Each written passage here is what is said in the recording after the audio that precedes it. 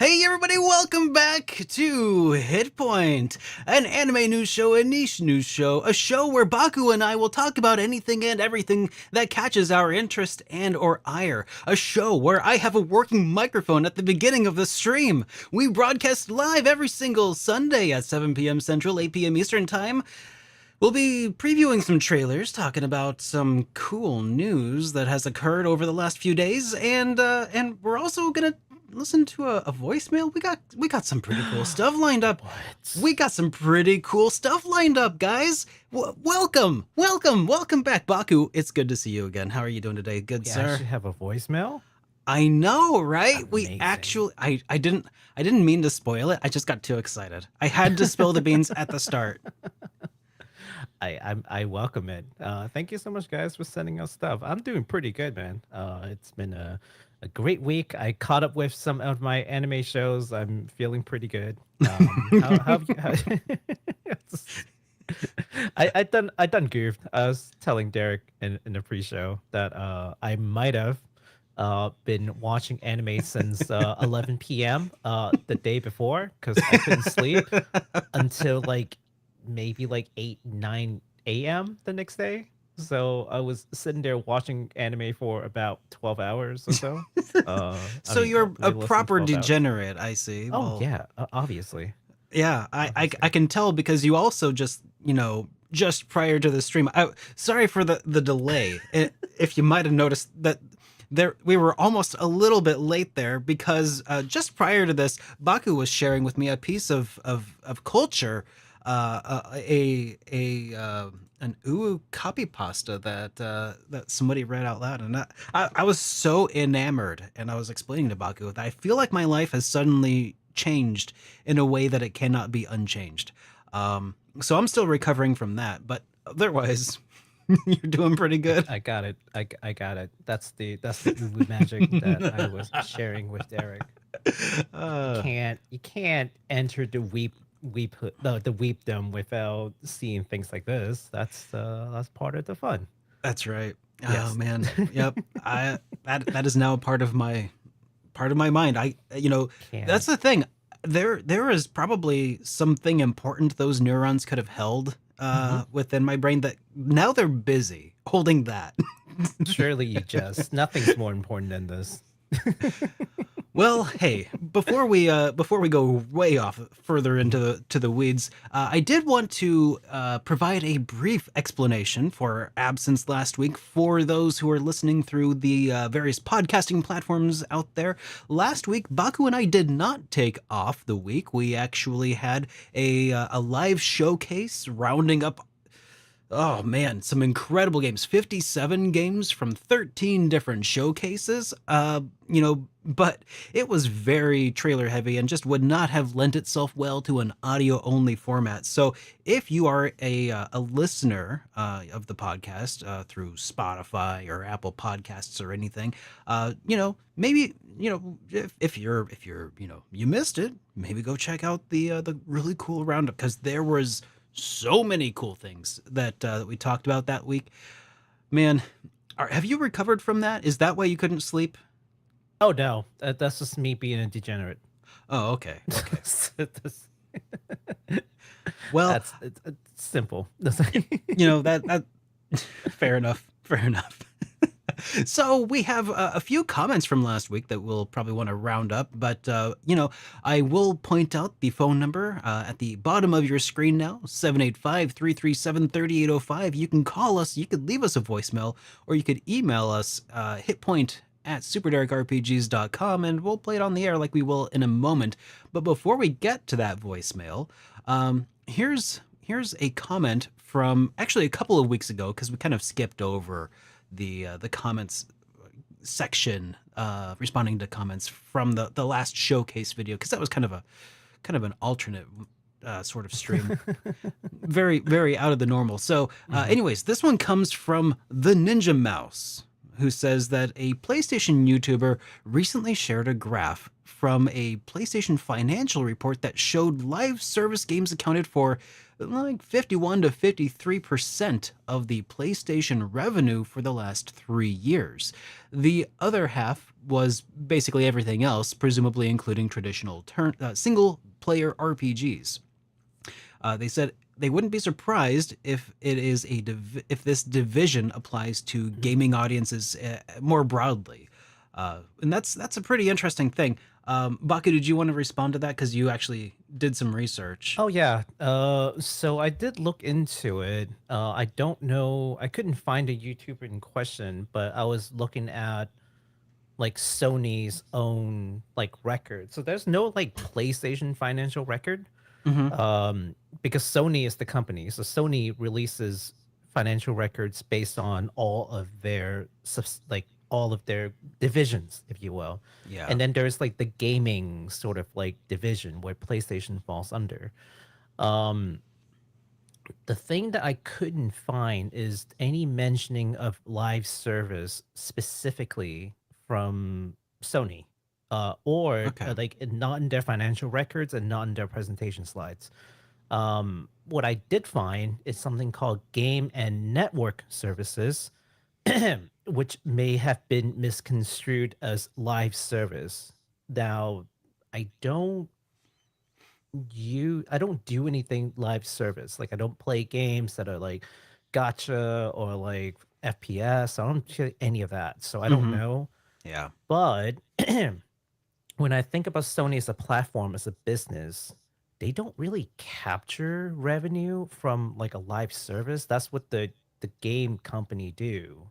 Yeah. So I would be very surprised if they captured 50% of their revenue, not yeah, so revenue, not profit, revenue Yeah.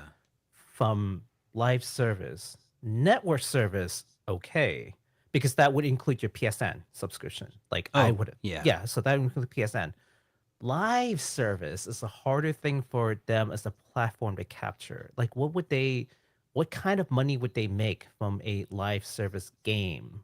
Because it's not their game. It's like, say for example, you're playing GTA. That's That is Rockstar. true. Yeah. Yeah. So what would PlayStation or by extension Sony be capturing? Oh, They maybe provide the network, yeah, but like a cut of the sales and transactions, maybe. I mean, you Apple does know that, the but cut making 50% would be insane. that would be pretty outrageous for Yeah, sure. yeah, not including, and that wouldn't include your PSN like subscription and Yeah. any kind of like network service like sales. So I don't know. I'm a little skeptical about the live service number, but if you have any original source, I appreciate it. I can take a look and I can try to see what I can glean from it. I love reading stuff like this anyway. So it wasn't yeah, I like reading. I like reading financial records. It's a weird it's a weird hobby. Yes. that is an interesting hobby for sure. Oh You yeah, I I mean, like playing games, watching anime, and reading financial records. Okay, maybe not up there, but I don't mind reading through financial in records. that Yeah, order. yeah, in that order.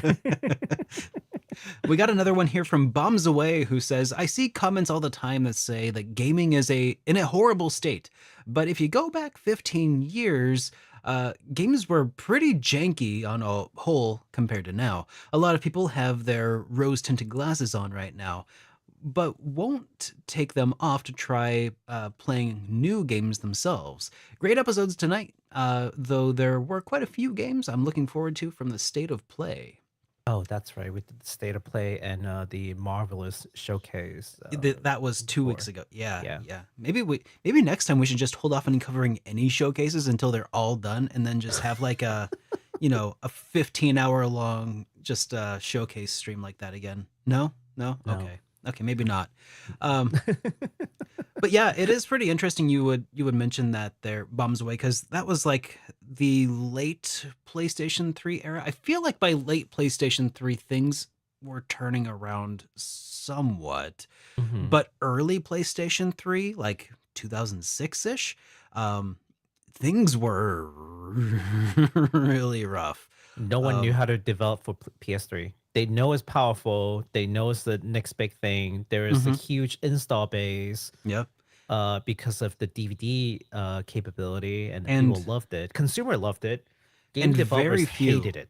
and very few developers made RPGs for Nintendo Wii, which is kind of also Yes. of that era. Um, Yes.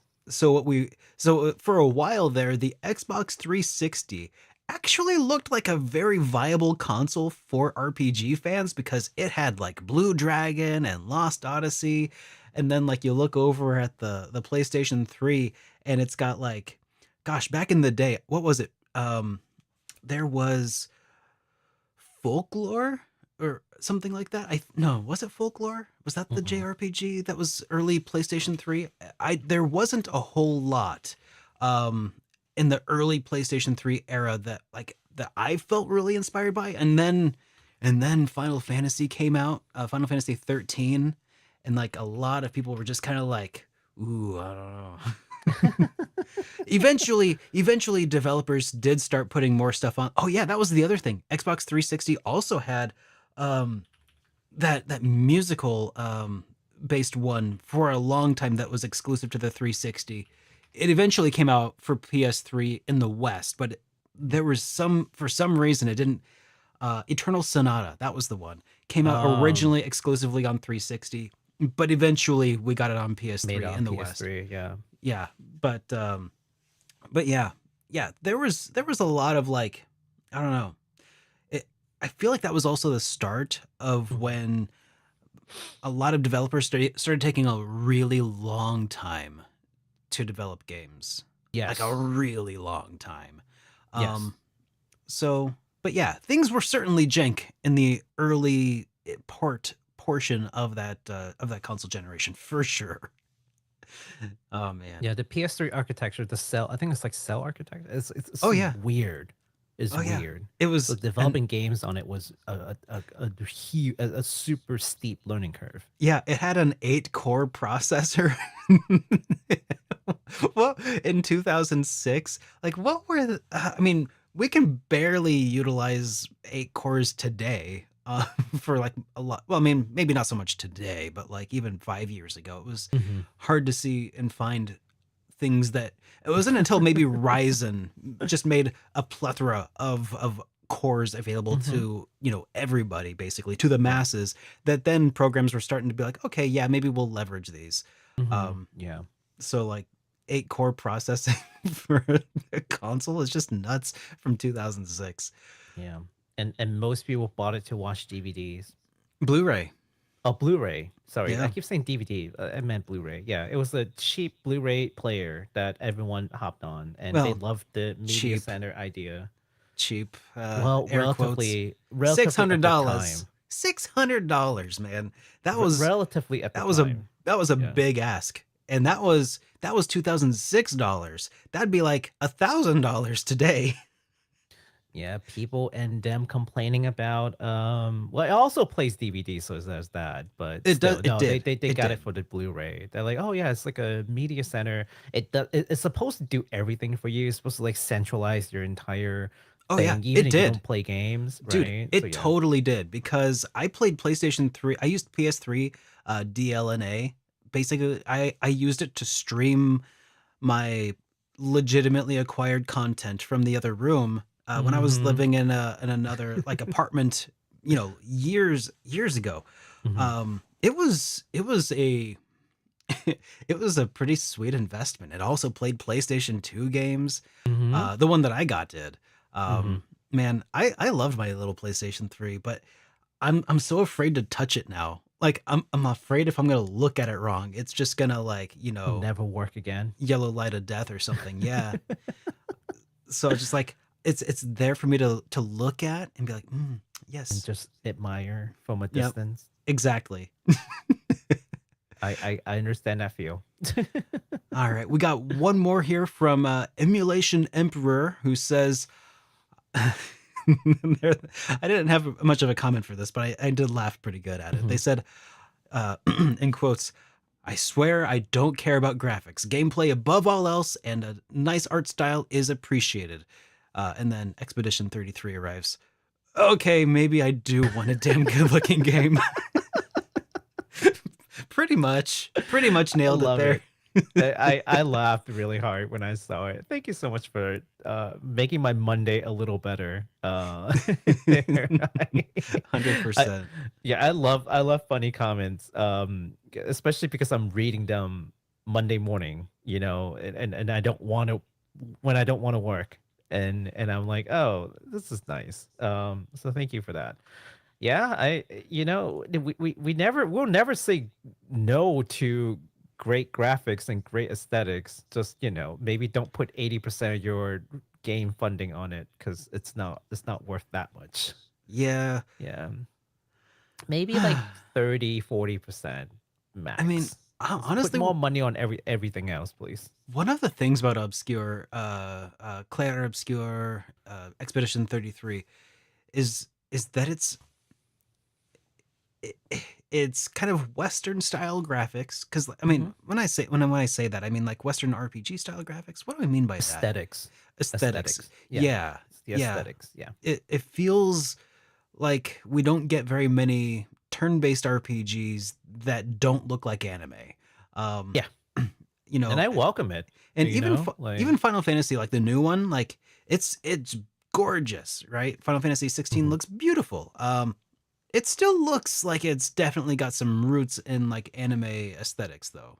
Mhm. Oh yeah. Well, Square Enix, of course. Oh yeah, So yeah. I yeah. mean, but like to see something that just eschews it all together, but still embraces the turn-based role-playing game Mhm. style. That's cool. I feel like Expedition 33 in some way is kind of like the antithesis to like a Tales game. Yeah, I could see that. Action, super anime, uh Japan to the core, and then you get this, which is like Western aesthetics, turn Yeah, based. Yeah. it was really interesting. I perused their website where they referred to it as an evolution to the Japanese RPG, and I thought that was like a really interesting way to phrase it because Quite a bold statement, that's actually. exactly what I said. That Yeah. is, but but if you dissect that a little further, Mhm. because this is a French studio Mhm. that probably has, I don't know if they have a different perspective of evolution that than we do here typically in the United States. Mhm. But the use of the word an evolution to my Mhm. eye kind of felt like they were saying this is like a adaptation. This is Mhm. one direction that the JRPG could evolve to. Yeah. Not the evolution of Mhm. a Japanese Well, RPG, you but have it to was read it in French, you see. oh yeah, got to get that So, original yeah. source. Yeah, so you gotta either make a French friend or learn French, whichever easier. Well, I think we've both established here, Baku, that we're both relatively fluent speakers of French. If you catch my drift. I feel like we can speak really good French. I just don't know if we can read it very well. So, you know, Yeah, yeah. I'm fluent in spoken French for sure. Oh, absolutely. Um, Absolutely. but yeah, I'm very excited to see where they go with this game. Oh I'm, yeah. and it's not just the visuals. It's kind of a lot of things that they're doing that have kind of culminated in like this is weird. Yeah, no, This the is not the typical mhm. JRPG, but it's caught my interest for sure. Backstory seems like the worldview is very intriguing. It's just more than just the looks. Like the way they explain the story has got me hooked. I'm like, I want to know what happens next. Like And I'm you know, literally hooked on it. So please, I need more. and what's also interesting about this studio, and we talked very briefly about this over Discord, but like Hmm. this is the third or is it the fourth? The third French-made Japanese RPG or Hmm. Japanese style RPG rather Yeah, that like we're excited about because there was yeah. like what was the one Elzara. Alzara, yes, there was Yeah, yeah. Alzara, there was Hmm. this one, there was Another one. Hell something. Hell uh something. I, The I was one with the sins and the twins and all that. Yeah. yes. Hell Helion, something Helion. uh You uh can, yes. I'm looking for it now because I wanted to talk about it today because I was like excited. Lost Helden. I wanted to talk Elden. about Okay. Lost Helden today, but then Mhm. Baku's like, we talked about that 2 weeks ago, right? We did. We did. And I was like, what do you mean? We totally did. And then I went back to our episode and made sure that we actually did talk about it. Mm-hmm. I must have been really tired. Oh yeah. I think I remember saying something along the lines of like there are these like questions where like, hey, which if you can live in any game world, if you can isekai there, which one would you go to? I'm Oh like, yeah, no. this is not That's one of right. them. This is Yeah. But yeah. anyways, I should mention Lost Helden did get a brand new trailer. We're not gonna go over it today because it's like a 3-minute long trailer. But Hmm. dudes, go check it out. It looks really nice. I It am got a excited lot more about it. fluid. I Yeah. remember saying like the battle feels a little choppy, the one that we watched, but then I Yeah. think that in the new trailer it's smoothed out. So good job. Like they're improving. So Yeah. I'm excited. All right. Let's go ahead and listen to that voicemail that we got today. All And right. yeah, let's give it a go. Love Hey, I love voicemails. HitPoint. You guys are great. You keep me company. I really appreciate it. I had a question. Do you ever think about the fact that while leveling up, you will eventually reach a level that is enough to beat the game? Does that Hmm. stop you from wanting to finish the game? Because it does me. I don't find the writing in video games as strong as in novels or as Hmm. concise as in a movie. So the story loses me most of the time. And I know through sheer numbers I can win and beat the game, so I end up not finishing it. Thanks. You guys are great. Love Hit Point. Have a great day. Thank you. Yeah, thank you That's an so much. interesting perspective. Yeah, I know that it's a very common problem that people run into when playing RPGs is Hmm. kind of like petering out towards the end of the game. And a lot of times when that would happen to me, I would attribute that to like not wanting the story to end or not wanting this adventure to come to its conclusion.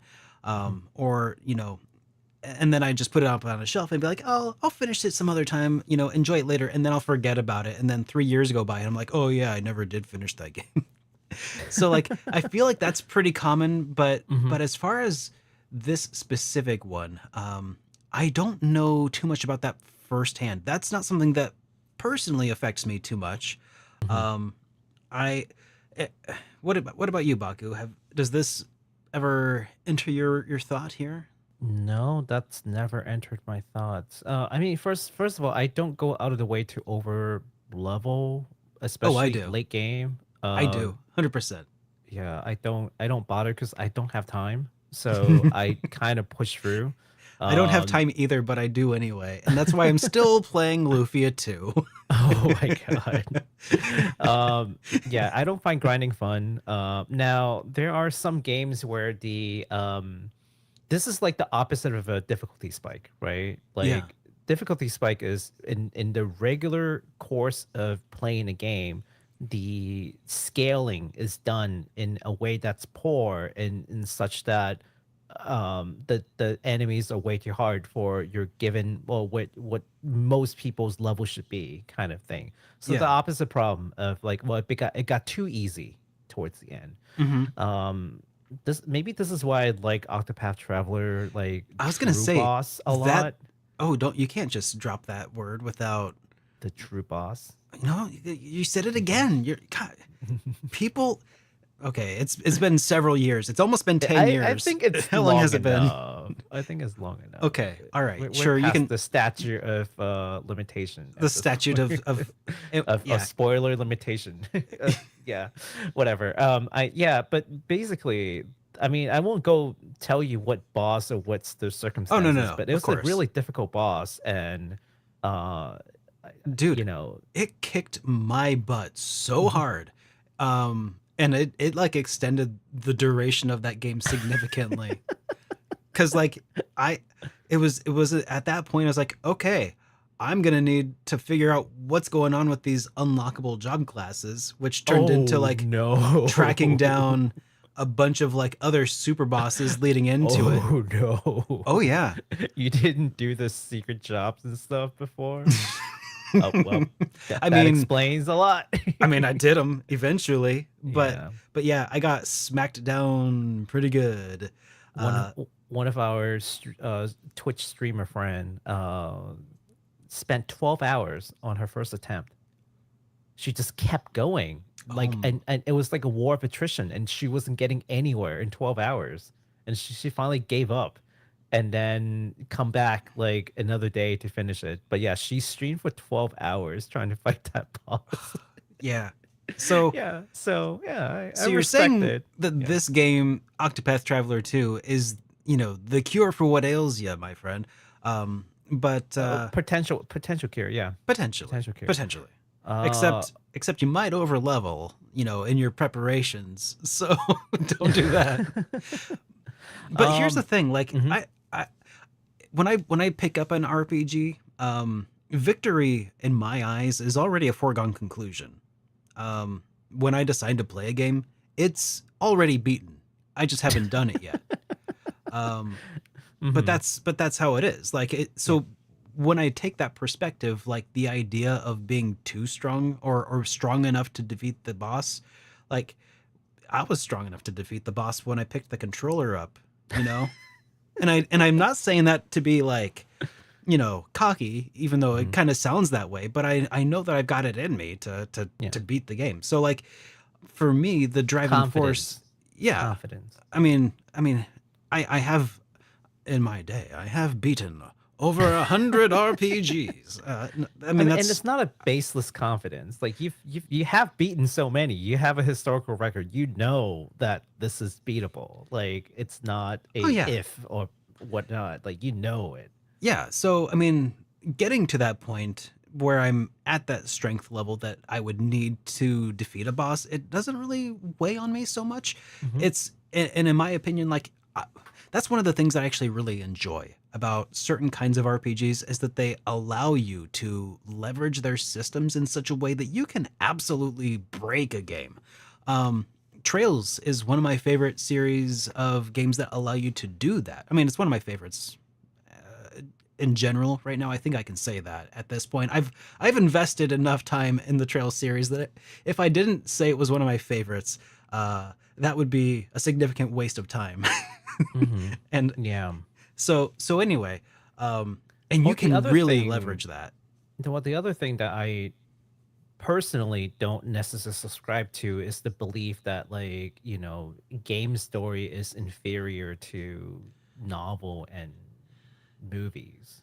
It depends on the So game and it depends yeah, on the it novel depends on the game, but and then the it also novel. depends on the Hmm. book and depends on the movie. Yeah. So Oh it's like yeah. So it's a if really big you're statement. Hmm. yeah, so if you're comparing like the best movie to the worst games, then sure, but tier for tier, I don't think Well, games lose so out. so what he, Um, for a movie they were comparing it to the brevity of being able to tell a condensed story. mhm, Um, and I'm actually working on I'm working on a video mhm. talking about nice and condensed games Yeah, that I think actually do deliver a really interesting and unique experience comparable to movies in some ways. especially Um, indies. yeah, we're gonna talk about them We should late. talk about that. Yes. And on another day, maybe after you release your video, we can talk more about it because I have some thoughts on the general direction of where indies is taking us. Hmm. All the life factors that goes into monetary lifestyle, all kinds of factor kind of points to a certain direction that indies I think is going to take more significantly. And part of that is telling a concise story, basically what you're saying. So we'll talk more about it later. But Yeah. what going back to what I was saying, I think in terms of like the quality of storytelling, it's like a single metric, if there is one, I don't think it loses out to other medium. If anything, I feel like games is a different kind of medium in a way that you interact with it, and that gives it an extra dimension that neither books nor movies can do, and it's up to game makers to use that to their advantage. It's so the when it's telling a story, you don't just read a story or watch a story, you play a story, you interact with the story. Hmm. That should give you that extra dimension that of enjoyment. And if it's not there, it's not the format's issue, it's how it's being utilized. That's the problem. I could see that. So you're Yeah. saying it's not so much an issue with an RPG, or rather with RPGs, but more of an issue of the developers just not Yeah. reaching the player. Yeah, you have not gotten involved, like you haven't gotten emotionally like or invested enough to want to see the conclusion, even if you Oh could yeah. just beat it, you know? That's Like, that's the other thing. I guess I also do get emotionally invested in things pretty easily. Which yeah. is, I guess it's a good problem to have. Um, but yeah, like we'll be watching Amy and I will be watching. God, what were we watching? So we watched Fearin'. We've been watching a lot of Fearin' lately. We were talking about this earlier, yeah. And something will happen and I'll get choked up and she looks over and she'd be like like, shut up, these are manly tears. Don't let her shame you. I get choked no. up too. Yeah. Yeah. Um I mean, yeah. but she just doesn't get as emotionally invested as easily as I do. And it's like, okay, fine. I get that. I feel like the older I got, the easier things get to me. Right? You Is it know, like is it not I feel just like I didn't used to be like this before. Like, I feel all right, like guys, let me know in the chat. Do you cry every time? I tear up sometimes over like dumb stuff that I feel like isn't even worth like that emotional I know. outpour, but then when I think about it and I'm just like, man, that's like very profound. Like, I don't know, I'm like very touched by this. I don't know. Well, I'll admit it. all right. Yeah. Dang, I'm glad I'm not alone because that's Oh, like you're not alone. You're okay, not alone. cool. Yeah. Thank you so much again for the voicemail. I do want to just add one more thing, and that is like, I don't take it like I'm saying like you're wrong. Like, I No. don't think there's a right answer to all this. Like, this is purely subjective, just personal experience from one person to another. And Yeah. perhaps just a difference in like how we approach different problems, like Yeah. because also if your driving force is the gameplay but then the gameplay aspect drops off in the tail end, that's a Mhm. bummer that I don't know Oh, how yeah. to cope with, because my driving force is the story in a lot of ways, Mhm. and the gameplay is kind of secondary in a lot of ways too. So like I'm not sure how I would want to see a game change in order to address that, especially Yeah. because I like hitting that thing where I can just, curb stomp a boss if I, have leveraged the systems well enough. I like bosses that makes you think about a strategy to beat them. That too. I mean, Octopath did it really well if you really think about it. You have the regular story boss that you can absolutely stomp on, and then the true boss where it's fair but it's difficult. You It have will to stop you. figure it out. Uh-huh. You know, it's a puzzle on its own, not just not just a number game. I mean, number helps, sure, Yeah. but you still need to know what you're doing. Because I don't want to go into it, but let's just say that you can't simply overpower this boss without understanding the mechanics. Yeah. So, All right. Sorry, I know you were trying to like move us along to the next subject, and Yeah. I went in for seconds. So let's go ahead No and worries, move no worries. along Mhm. to some upcoming games this week. Yay! All right. So, to kick things off on the 21st, we've got Elden Ring: Shadow of the Erdtree expansion. Erdtree? I Erdtree? feel like we've done that every time we see the word. We're like, Erdtree, Erdtree, Erdtree. Okay. Yes, it's the tree. Yes, The tree. the tree expansion. The tree expansion. So, according to the game's developer, by the way, Hidetaka Miyazaki, Director. director. What did I say? Yes. Developer. Oh, director. Well, yeah. Yeah. Director. The expansion area, in terms of size, is about the size as Limgrave. I'm probably mispronouncing that too. Yes. If not larger. If not larger. Which is pretty crazy. And we also got a story trailer if you want to check that out. Yeah, let's do it. All right, let's check it out. Yeah, I'm actually pretty excited about this because I want to play Elden Ring. I have the game. I played it a little bit. I keep getting murdered in the very first like what is it? Like Mikula the the Kind tree sentient, I spoke think, of the or beginning. something, some kind of knight that I keep running into in the By very the way, beginning. I'm sorry. This is I've seen this before, and this is gross. A little gory. It's not. It might be gory. I don't know. I I can't don't quite know. tell what it is. I don't But know how to An affair describe it. from the whole like walking through barefoot though is like, I mean, that might be. Let's be real. That's a form of fan service for some people, I think. But So too but that For just- some, I'm sure. but that just like I don't know, man. Gives me this just the heebie-jeebies. What followed was a war unseen. I mean, think about it, Derek. Anything can be fan service if you try hard enough. It's true. One that Or can if you never aren't even trying. Let's be real. Some of y'all. a purge without grace. But Something about that fire just gets my neurons going. oh yeah, Oh yeah. The tyranny No, but the of game is restless absolutely gorgeous. flame. Isn't it, though?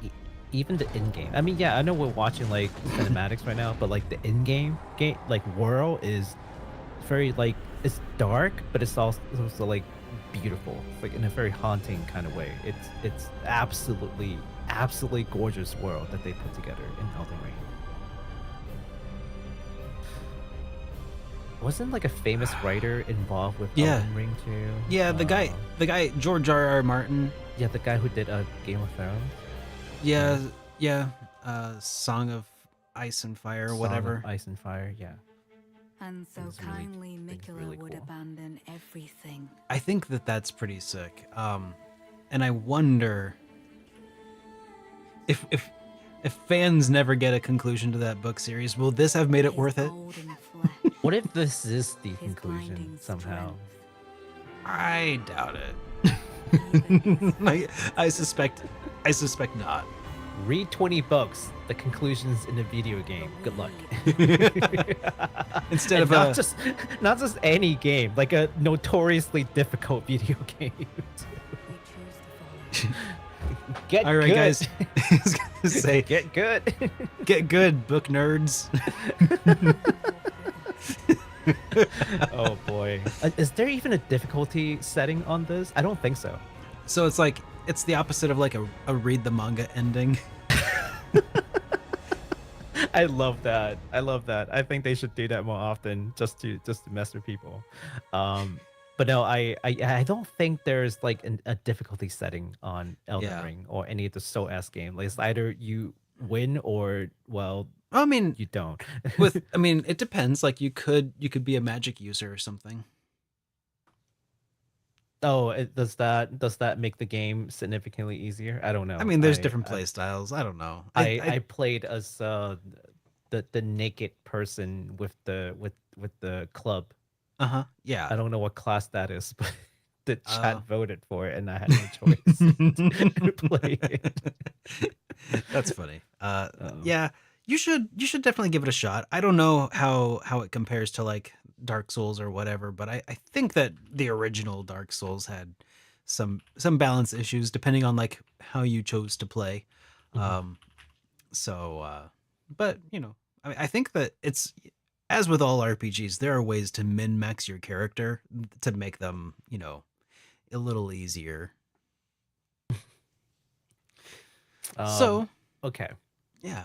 All right. So anyways, yeah, that's coming out on the 21st here. So less than a week away. Mhm. And it's coming out on all supported platforms. If Yay. you're already a fan, you probably know where you can play it. All right. Next up, we got a new indie puzzle exploration RPG, a mouthful from Thistlebro and I think Thistlebro and Fruit Bat Factory, and it's only coming in a couple of days. The game is called Thistlemine. Let's take a look at it as they explain what the game is like. I don't know if this is a game that might be interesting for シスル Mr. マイン Derek, のゲー but ム要素は大きく分けると探索と戦闘の2つです。 Hmm. 排他区域の探索は容易ではありません。区域内の If the whole game looks like 迷路となってお this, り no. I was gonna Well- say, 偵察と実験が I was gonna say不可欠 maybe です not, but let's see what the 'cause it's- 中には簡単なエリア I don't も know. あります。一目見ただけで攻略 I don't know if 方 you 法が like 思いつくでしょ puzzles. I am a puzzle 多くの fan, エリアはそれなりに難しい which is interesting. I didn't realize that that's kind of a divisive subject. Did you know 理 that? 解するのに時間がかかる No. 秘密もあ Some るでしょう people like hate puzzles in RPGs. 各迷路 I を like 攻略する puzzles, I のに hate 開 riddles. 拓域の住人が待っています I like ここからは both. 戦闘について紹 I 介します absolutely hate riddles. I'm a big fan of brain teasers.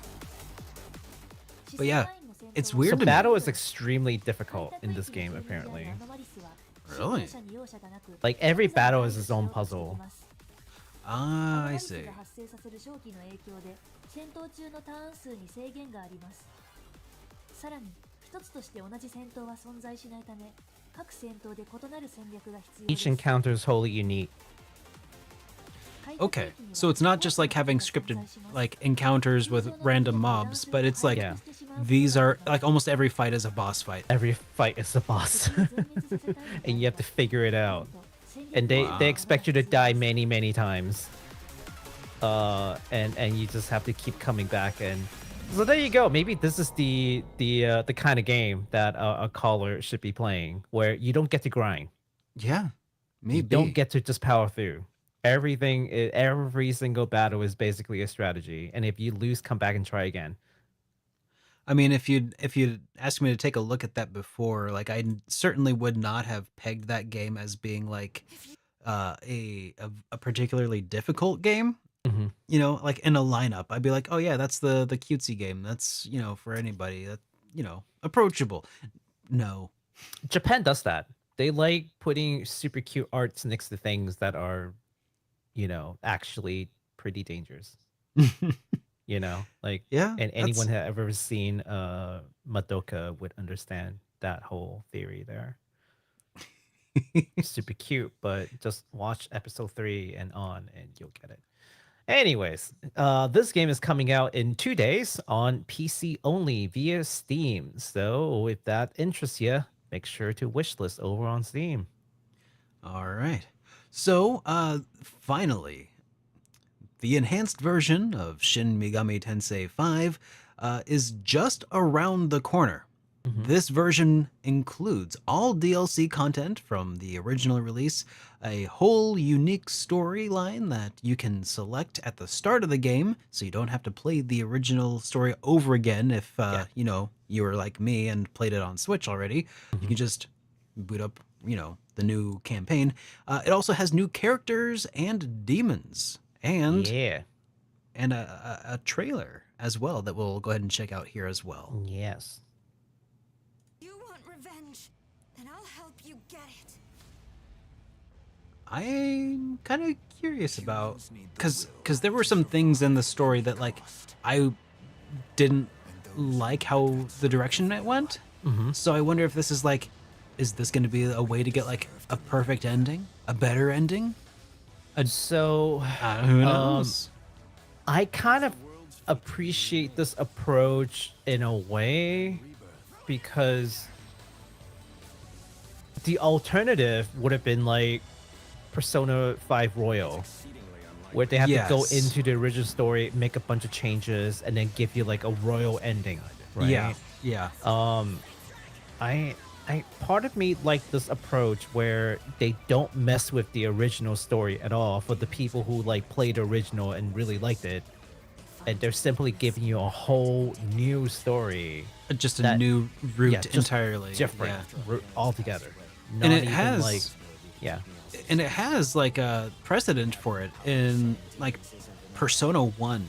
The very first Persona 1 title that we ever got in the West was localized, and like half of the story was locked out. Like they just didn't localize one of the potential routes. Oh, Yeah, they just blocked it off. Oh, So like wow. it wasn't until the PSP version of the game that you could unlock the Snow Queen route, which is kind of like an alternate campaign entirely, kind of like this. oh wow, going back to the roots. I see. Yeah. That's So- cool. I can't even imagine what that must have been like to be, in Japan and like actually experience that for the first time and be like just randomly coming across like a different route. Maybe you didn't even notice. Maybe you didn't even know you did, right? Until you like talk to your friend about it and you're like, hey, what did you do at this part? And they're like, what are you talking about? Turns out you're like playing two completely different games. Yeah. Oh man. So anyways, this game looks about the same as it did before to me. It's good. I really enjoyed Shin Megami Tensei 5, and I think that what in the heck is happening with I Watch have Together? no idea. It just keeps moving. Yeah. Okay. Is it Anyways, paused? Okay. I think it's paused. Okay, cool. So anyways, yeah. The original was really fun, and it looks like they're gonna be, oh god, there was some crazy number of like small changes that they did to all of like the little mechanics. They have a detailed gameplay breakdown going over a bunch. It's really wild, and I think it'll make for a better experience overall. So I'm probably gonna give this a go at some point, and just talk about maybe the differences and how. I mean, I feel like everybody has kind of already done that video at this point, but I don't know. I haven't, and I'm gonna probably do one. Anyways, so yeah, this game is coming out on the 21st for all modern platforms. So check it out. Thank you so much. Yeah, we had a bit of a debate. Well, not a debate, but a conversation, more like over in our Discord over this whole. I don't know if I want to call it like a phenomenon or maybe a new, the different kind of strategy from game developers and where they are effectively trying to like double dip on a game. Yeah. So like, obviously Royal is a good example. Another great example would be like DQ11S. That's like another example. Well, basically they'll come up with a base game. Okay. Yeah. And get you all riled up and excited, and then you all pre-order and play the game, and then you'll do what you will, and then like maybe as early as like a couple months to, in this case actually like about 3 years, 2 to 3 years later they'll come over like a definitive edition before even moving to like a new console generation. Yeah. Right. So, Yeah. and then they're like, oh yeah, we did this and we enhanced that, and this is and then we add some new stuff to it, and I feel like it's fine, right? It if stings though as well, an it's early fine. supporter. It's fine if you give like the opportunity to buy the DLC for someone who owns the base game. Where I have issue with them is that that's not an option. Yeah. Like, for example, like Like if this I one, you have to buy buy it all over again. right, if I buy the base DQ11 game, right, you're telling me that you can't give me the Japanese voice acting and like the little like improve things over DLC. Okay, I don't know. I feel like I think you should I give feel me an like upgrade option. I feel like there should be an upgrade At option. least Like, at least like, pay $15 for the sure, updated call version. it an expansion, right? Like, I'll take it. Yeah. Like, and who did pretty good with that? Capcom. Yeah. So Capcom had like the base Resident Evil 8 game, and then later on they had like a Resident Evil 8 like gold edition or something with like all the DLCs and stuff and all the expansion. But for anyone who owned the previous game, you can also just buy the DLCs and make your own like Go edition, if you will. It just Yeah. wouldn't be on a single disc, but at least they're available to you. You don't have to buy the full game all over again. We will have to pay for the expansion part, but I think that's fair because that's like a new addition, right? Yeah. So that's fine. I don't know. I just feel like not only is this like not a very good practice because your fan base is not going to be too happy with you, but I feel like you're training them to not buy the game when it comes out, Oh yeah. like over time. This is certainly giving me reason to kind of regret buying the Right. collector's edition of Shin Megami Tensei 5 for Nintendo Switch. I'm looking at it right now and I'm just thinking,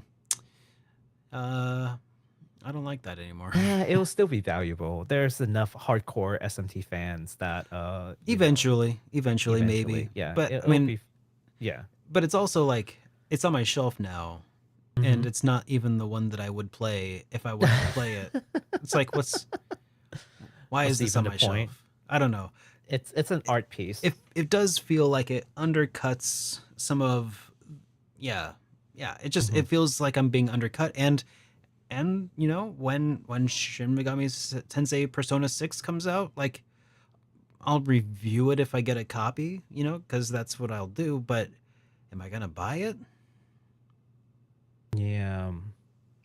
I I don't think know. I think the point of it being is if you're gonna come up with these new stuff, if you're not ready to make a new game, you have new things that you want to add, then just add it and just make it available for people. Hmm. Yeah, it That's hurts. what It I'm hoping hurts. for. Well, we'll see what game developers do. More importantly, I want to see how the gamers or how the consumers will react. Like if they keep this up, will it actually hurt their initial sales? Because as you know, like initial sale for a lot of games matters a lot Yeah. for different reasons. For marketing reasons and for just hype. It's like first, like box office weekend. It's like the same deal, right? Yep. So if you don't, and that's why they push for pre-orders, right? Like that's at least one of the reasons why they do it. But if I have a healthy expectation for they come up with a new game, let's say Unicorn Overlord, right? Yeah. They won't, but let's just say Unicorn Overlord, and then like 9 months to 2 years later, before switching to a new console, they're like, "Oh no, it's a Unicorn Overlord Plus.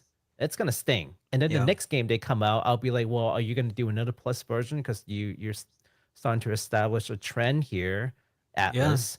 Hmm. Uh, I mean, here's the thing. Like, part of me thinks they are watching, and that's why they're continuing to do it. yeah.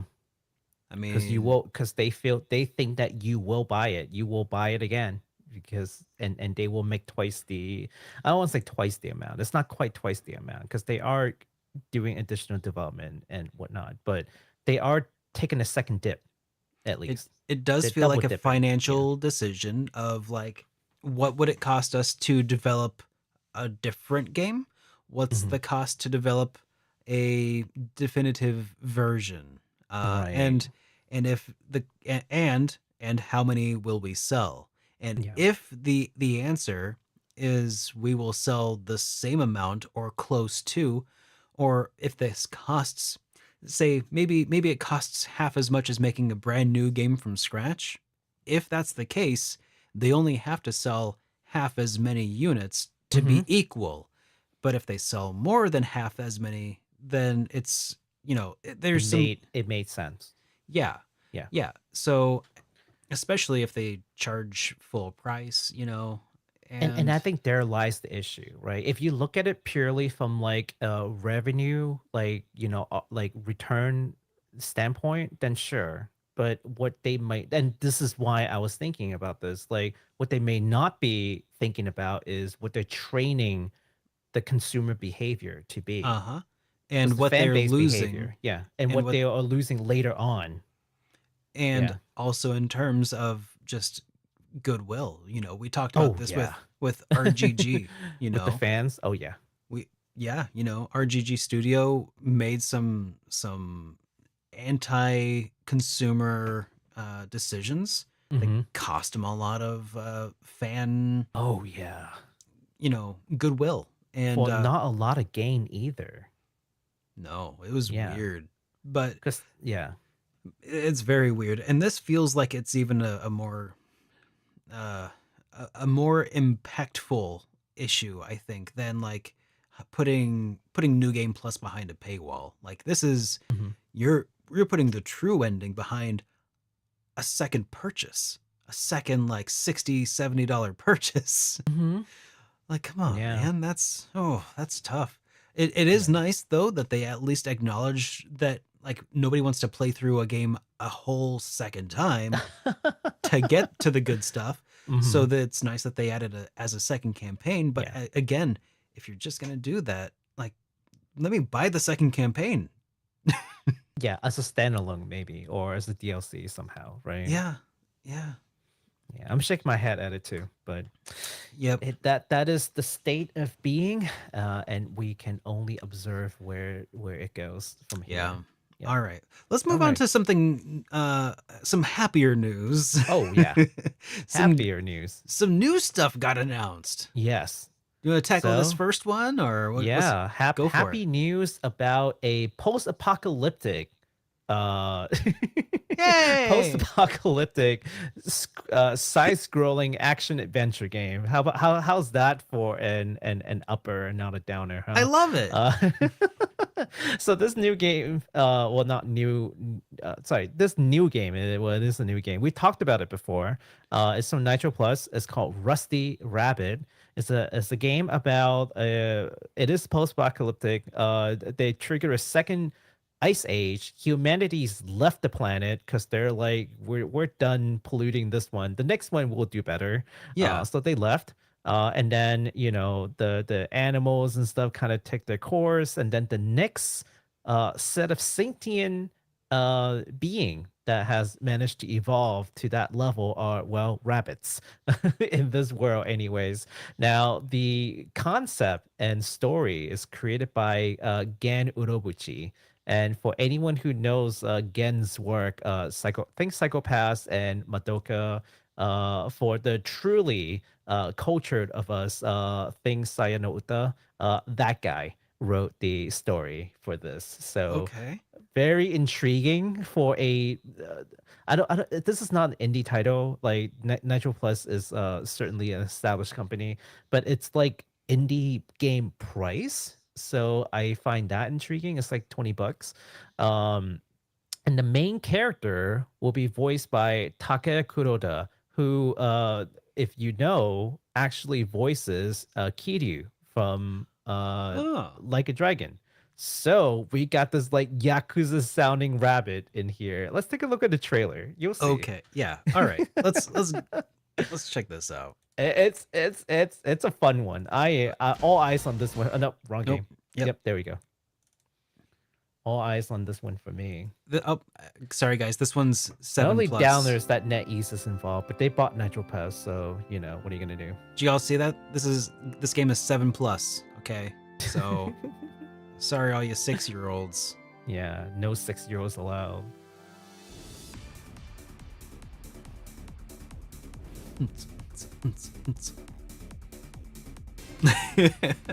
Rabbits?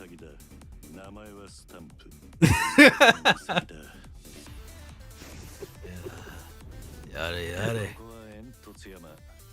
Oh my god, they found the perfect person to voice the rabbit. うちは BB 団これからよろしくね This I don't know what you're talking about. This is totally an upbeat. Yeah, this is a yeah. The problem is that this is Gen Urobuchi, and It's 7 plus. It's fine. かっこよかっ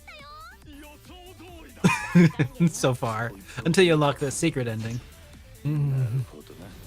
again, the problem is that this is Gen Urobuchi, so I don't trust him in writing a family-friendly plot. There's gotta be something in there, man. There's gotta be something in there. I would be surprised if there's. I mean, it's again. This is the guy who wrote like the Psychopaths screenplay. Baku, perhaps you are too much of a degenerate to appreciate the Wholesome. yeah. Embrace the wholesome. Embrace the wholesome. Come on, it's okay, bud. Come to the embrace the light side. This is adorable. I think this is pretty nice for the asking price. Like, this is definitely not AAA, and they know, and they're not asking for AAA Are you sure? price. Look at the fur physics. That looks great. This is The fur physics. quadruple A. Look at that. He's fuzzy. How can you say that's not AAA? The texture. Yeah. But it looks really good. It's got an all-star cast, and it's not like an arm and a leg. And this is coming out September 24th on PS5 and PC via Steam. So I'm actually really excited. I know it's like, why would you be excited about a bunny side-scrolling like platform kind of games? Like, well, Why wouldn't you? Look at it. I'm actually excited for this. So let's see. Heckin' A. That's awesome, dude. Okay. Mhm. All right. Moving along. We've got Metal Slug Tactics. It's a game Mhm. that's been floating around in limbo for some time, but it looks like it's finally gaining some traction. Yeah. It's a brand new Metal Slug game, but this time it's tactical. Oh yeah. Oh And yeah. yeah, I've seen this before. It looks so good. So no I've run and gun. We don't have to play the whole thing, by the way. So that's 6 minutes, but we can watch some gameplay because we Oh, always dear. complain about not seeing gameplay, right? Well, this is a gameplay trailer. It's Yeah. all about gameplay. They're gonna explain all the gameplays. See, I love the pixel art style of Metal Slug, and I always have. But like, I'm not a run and gun kind of player. Mhm. So this one, I'm actually excited to maybe actually play this. Give it a shot.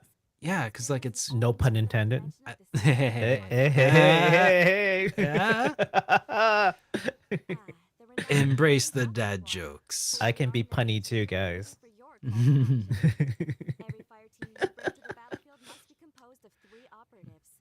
Oh man. But yeah, I like the fluidity of like the animation. Mhm.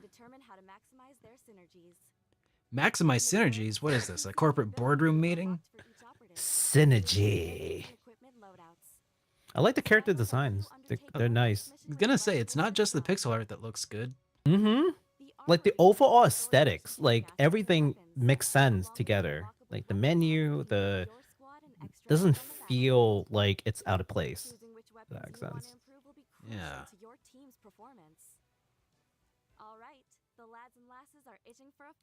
Okay. Here, let me We can take skip a around little- a little. Yeah, we can take. Oh, they're coming up with like some battle stuff.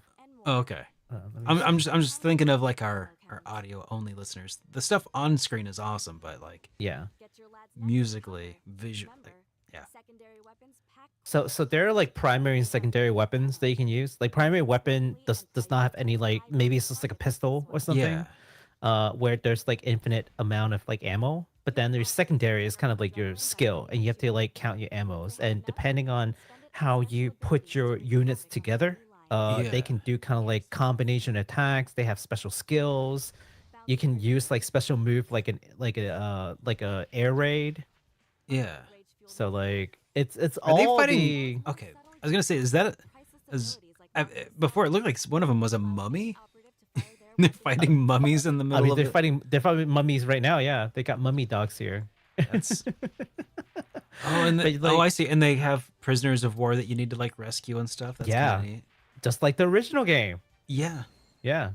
and they all you- look faithfully recreated, even though now they're no longer like it's not it like the way you would have to design a character in a side scroller is different from how you would have to design them in isometric. And I think Yes. they've managed to thread that They needle really nailed it.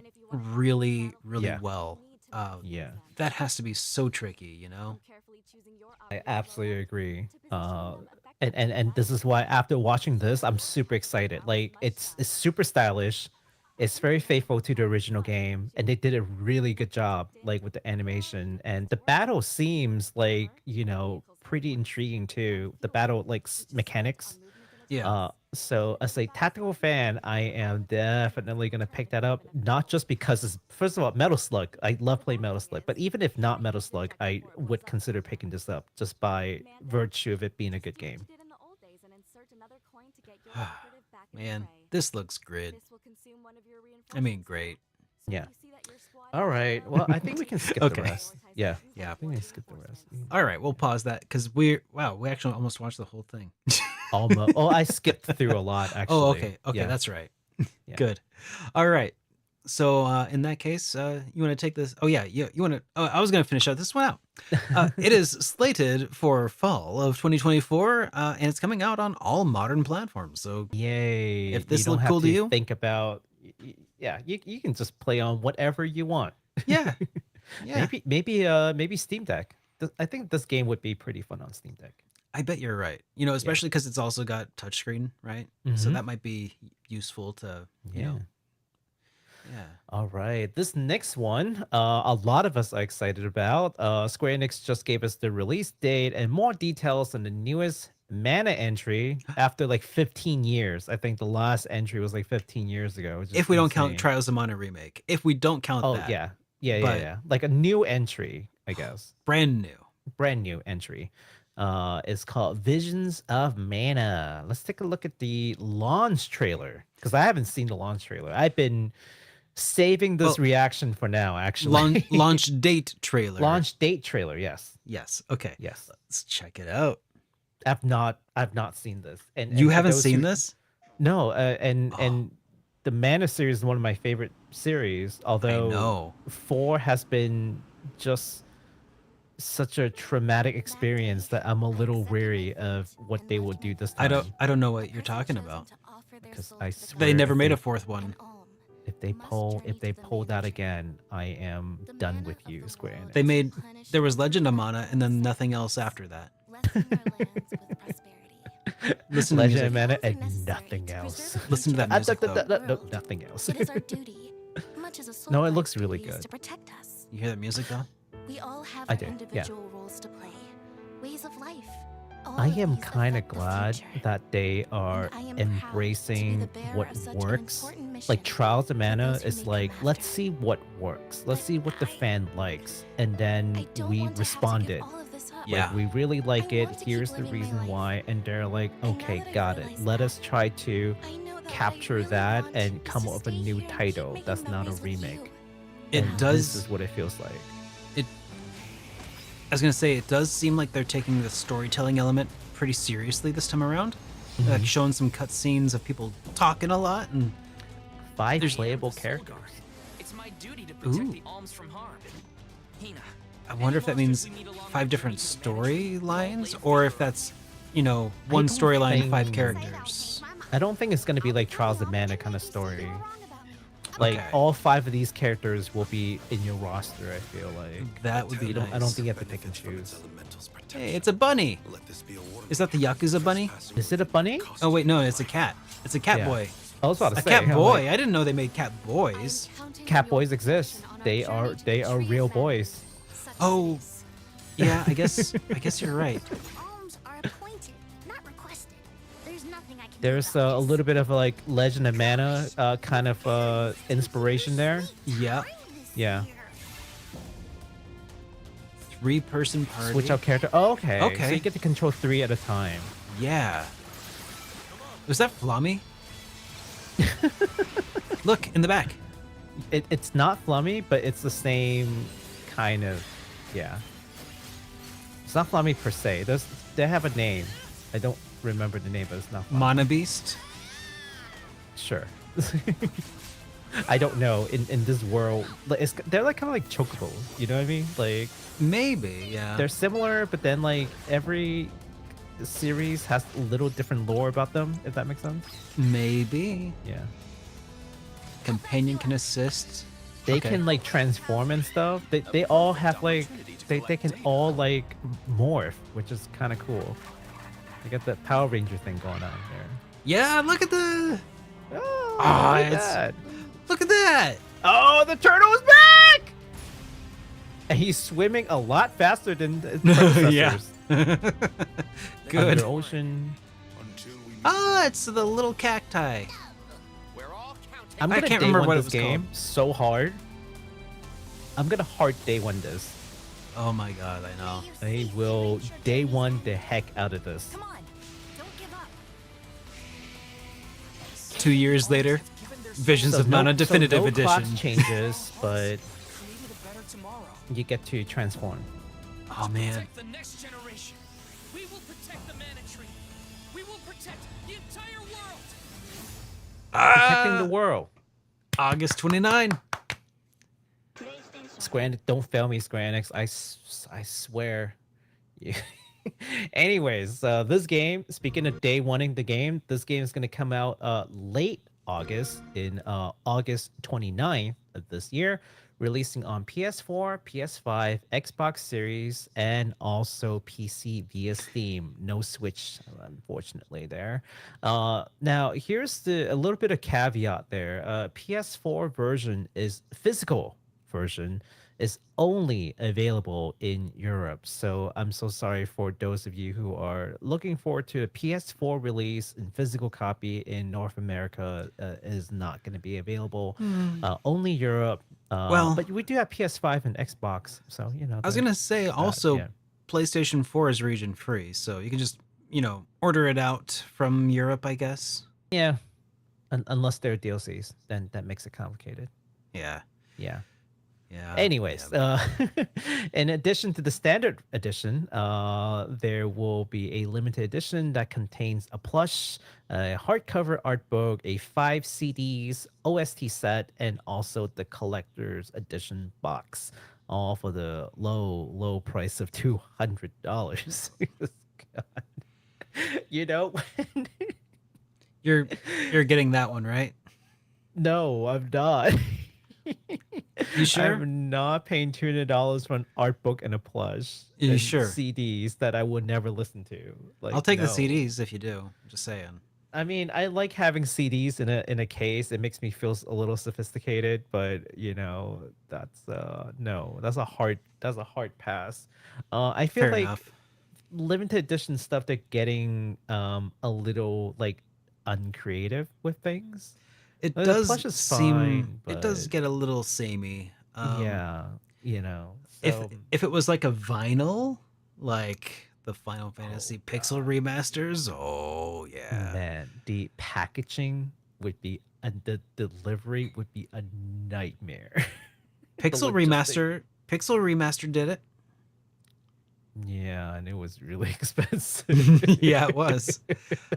But then, that's the other thing is like they used to make different kinds of feelies for collectors. And like one of my favorites was the Lunar Silver Star story. No, Eternal Blue Complete. And that was a PlayStation disc, and it came with the PlayStation disc, but it also had in it a blooper CD as well as a CD for interviews and like the making of, which was pretty sick. And then inside of that, they also had a cloth map that you could pull out, and it was just the kind that would pull out and it would fold open twice, and that was really cool. So it was the making of, and then outtakes were at the end of the last disc, I think. That's so cool. But then they also had a soundtrack disc in there too. So it was a 4-disc set, but one of them was the soundtrack CD. And then also they had a Lucia's pendant, like an actual wearable metal like pendant that felt heavy in your hands. Like it felt like something. And it was so cool. I don't know how much it cost back in the day because I got mine secondhand, but dude, that was so cool. It was so cool. But Guys, let us know in the comments, like, what are some really cool limited edition stuff that you've picked up over the years. Yeah, dude, I'm I gonna go see get it. what I'm example you guys I'm got. pulling this out. I'm gonna go show y'all right now. I'll pull that out right now. Okay, Derek's gonna go pull it out. That's right. That's right. I don't normally whip it out on stream, guys, but here's my copy of Lunar 2 Eternal Blue Complete. Ooh, look at you. Look at you. Oh man, I love this so much. Like it folds open, it's so you can like. Yes. Oh, I miss case that do that. Oh yeah. So That was super all right, cool. here's the contents. Oh, look at all those. Oh man, this is what I wish more game studios did these days. Okay, so here's the omake box, and inside of it they have all of these like little standees. They're cardboard standees, but here's Lucia's pendant. Let's go ahead and pull this out. Oh yeah, look at this. This has some heft to it. Here, I don't know if you can hear that. Cannot, but I Oh. believe you. Okay, here. It looks heavy. there you go. It is heavy. It it it's got copyright working designs on the back. It is beautiful. Just so you're reminded that this is copyrighted. Oh yeah, and here's that that map. It's folded up really. Oh man. So this one's actually not cloth. It was the first one that had a cloth map, Okay. but this one's, thick Still cardstock. cool. Yeah. Dude, it is so cool. And like you said, it feels like collector's editions these days. Like some people are starting to change it up, but for a while it was very by the numbers. Very generic. Here's a Very samey. soundtrack. Here's an art book. By the There's a way, poster. oh yeah, here's the hardbound. Ooh, book that that- looks good. I know, like working designs, man. This is the manual. It's a leather bound manual, dude. Manual. It's Be not sure even. to read this before It's- you turn on the game. Yeah, it's not even the art book. It's just so classy. Everything about this. There's the soundtrack here, dude. Man, it's so cool. I love it. I wish more, and they did it in such a compact way, you know. And I'm looking up there at my collector's edition box of Shin Megami Tensei 5, and it pales in comparison, really. Oh wow. And it's such a gigantic box in comparison too, Yeah, I don't know what I almost want to take a look at, like, maybe the changes of these limited items over time would be interesting. Derek, It would be very cool. it would be a super cool video for Derek to make. For if only somebody had the ability to do something like that. If only. If only Derek could make that Somebody video. somebody with a YouTube channel about RPGs and stuff. should- Somebody with a YouTube Anyways, channel about RPGs. I'm sorry for that side quest there, guys. Let's go else? ahead and dive into our next topic here, which is Yes. a Lollipop Chainsaw remake that we covered some time ago. Finally has a trailer for us to check out. Yes. So, do you want to check it out now, or should we? Yeah, well, let's take a look at the trailer first. all right. Yeah, let's check this out because it's pretty exciting. Lollipop Chainsaw. It's a thing that's coming back. And it's one of those, like, super outlandish Suda 51, Suda 40, Yeah. yes, 51. yeah. Outlandish Bayonetta almost. It's Almost. kind of In a No different More direction. Heroes-y. Over the top.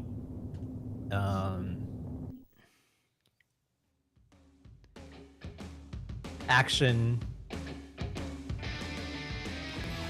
So this is just what they think America is like, Yep. I mean, And that was my I high think- school experience. Yeah, totally. This is what the cheerleading team does. They swing around their chainsaws and kill zombies. And pole dance, sure. yeah, super American of them. Pink hair, yep. I just like that this is just what Japan thinks America is like. I mean, I feel like they get some things right, but some things very, very wrong. I don't But know I if just this don't is have the heart to correct them on Yeah. any of these. if I thought that America was like this, I would want to stay here. If this is what America was like, I would want to live here. Yeah, with like Elvis Presley in impersonator Yeah, impersonator zombie. that's cool. Giant one. Yeah, giant ones. And I think Oh this yeah, is and she kind has of where she has a the- head on her hip also. That's pretty cool. That's her like undead boyfriend, I think. Yep. Yeah. Yep. It's because he got bit, I think, or something. And before he turned, she chopped his head off to keep him from becoming a zombie himself. And somehow kept it alive, but reasons. I mean, hey, that's one way to get ahead in life. So this is meant to be the definitive version of the game with many quality of life improvements and new gameplay content. Notably, there will be an original mode with all of the blood and gore and a RePop mode that uses pop art for damage effects. So basically what we saw just now without all the blood splatters, it's just all these like colorful pops and stuff. I see. So for people who can't deal with like a lot of blood and gore, they can play that instead. You can just toggle it. So yeah. All right. Well, anyways, keep an eye out for it. It's coming out September 25th for PlayStation 5, the Xbox Series stuff, the Switch, and PC via Steam. And there is a physical edition of the game that will come in October. Yes. I wonder why they do that. Probably logistic issues. I don't think why not think they're doing this on purpose. Why not just launch in October? I feel like it would be perfect for an October like Halloween launch. It'd be a perfect Halloween game. That's a good question. I don't know. Maybe it's so people can play it when they're getting ready for the Halloween spirit. But then, like, if they launched on Halloween, they would have like one day, and they'd be like, "I'm gonna Halloweened out." maybe that's it. I don't know. I can't imagine anybody ever being Halloweened out, but I imagine there's probably some people that might feel that way eventually. Well, speaking of Halloween, let's move on to our next topic, which actually has nothing to do with Halloween. Other than the release date being near Halloween. Amazon Prime. Amazon announced that they will be adding the original Amazon Prime live action adaptation of Like a Dragon. Holy moly! Which has been really big news in like the weepdom. The original series will contain 6 episodes in the run. 3 will be airing in October 25th, and 3 will be airing on November 1st. You see, right around Halloween. It's like before and right after, right? That's so cool. Yeah, so Like a Dragon or Yakuza already has a movie, but that movie was like not great. It's one of those like super bad is good kind of movie. It's like a Sharknado kind of movie. It's like low budget and it's like more of a parody than anything else. But this, supposedly, anyways, is supposed to be like a serious take on Like a Dragon. And I feel like this has a much better chance of succeeding than some of these other stuff because there's nothing not literally, but there's no like supernatural elements in Like a Dragon. Yeah. It's very much just a Yakuza crime like story. Yep. I mean, of course, there are fairly outlandish, things that you wouldn't expect from real life. But at that point, it's more of an exaggeration than, say, purely magic or fantasy element, right? I mean, how Kiryu survives that many explosions and stabs and gunshots makes him an action star, typical action star stuff. Yeah, it's an action movie at this point. So I think they stand a good chance of succeeding versus doing like sci-fi or other kind of fantasy work. Yeah, I totally see this as being one of those franchises that is just ripe for an actual live action adaptation because it already felt so serious at times. At times, like it could have made for a really good drama. It felt like it was trying to kind of be, in some ways, a really good like crime drama. Yeah. But now it can be. But I do hope that it manages to keep some of its absurdism in some places. Oh yeah. Because I feel like that's also comedy. Yeah, that's got to be sort of I feel like that's a linchpin of it, at least from what I've played of Yakuza Like a Dragon. With Ichiban, Kasuga. So what I played with that, and I haven't played the others, but I have been told to play them. Not asked, told. I have been commanded, but Command. I shall at some point. Mhm, But at least from what I played of this, it feels like that balance is mhm, definitely, it's a careful balancing act with the Yakuza mhm. series, so it has to be present. Yeah, that's the part I'm worried about, actually. Like if they can pull that off, they're pretty golden. Hmm. Um, but they're going to upset some fans if they couldn't. It's either it's too goofy, like the existing movie, or it's too serious and you're missing some of the fun stuff. That makes the Like a Dragon series what it really is. And it's got to be Uh, tricky because I feel like of what I know of Kiryu mhm, is he seems to be represented as a very serious person mhm. in a very not serious world. That is exactly what it is. That is exactly what it is. Whenever, so like Japanese comedy. I mean, I'm sure a lot of people already know this, but they're the stand up comedy traditionally is called like a manzai act, and it usually consists of two people. Is usually like a two people act. A In salt and pepper, if yeah, you in will. the in the West, of course, we used to stand up comedy, a stand up comedian being just like a single person, Hmm. right? Doing a lot of situational comedy. In Japan is usually a pair, and it's usually between a person called the boke and tsukomi. The boke is is like kind of like the playing like the idiot, where Hmm. they just say like stupid things, and the Yeah, tsukomi is the straight man, yeah, right? yeah. So Kind of an in Albert and Costello sort of deal, right? yeah, yeah, yeah. And Kiryu is basically the straight man in this world, even though he will do some silly things too every now and then, where he just gets like carried into a situation. And that I think there was this like one side story where he was asked to like do some like modeling photos, and then as he goes in, first it was like okay, but then like as the ass keeps on getting weirder and weirder, like he just kind of goes along with it until it gets to the point where like okay, yeah, no, I'm not doing that. But before that he was kind of going along with it and Yeah. just like going along with the ride. So that's the kind of comedy that I'm hoping to see from this show, where he basically plays the straight man, but gets pulled into weird situation and sort of maintains that like composure throughout, It's and got to that's where the happen. fun comes in. It's Yeah. got to happen at least for a few minutes every show. For if I mean that's what it feels like the balance is. Or Hmm. yeah, at least. But Yeah.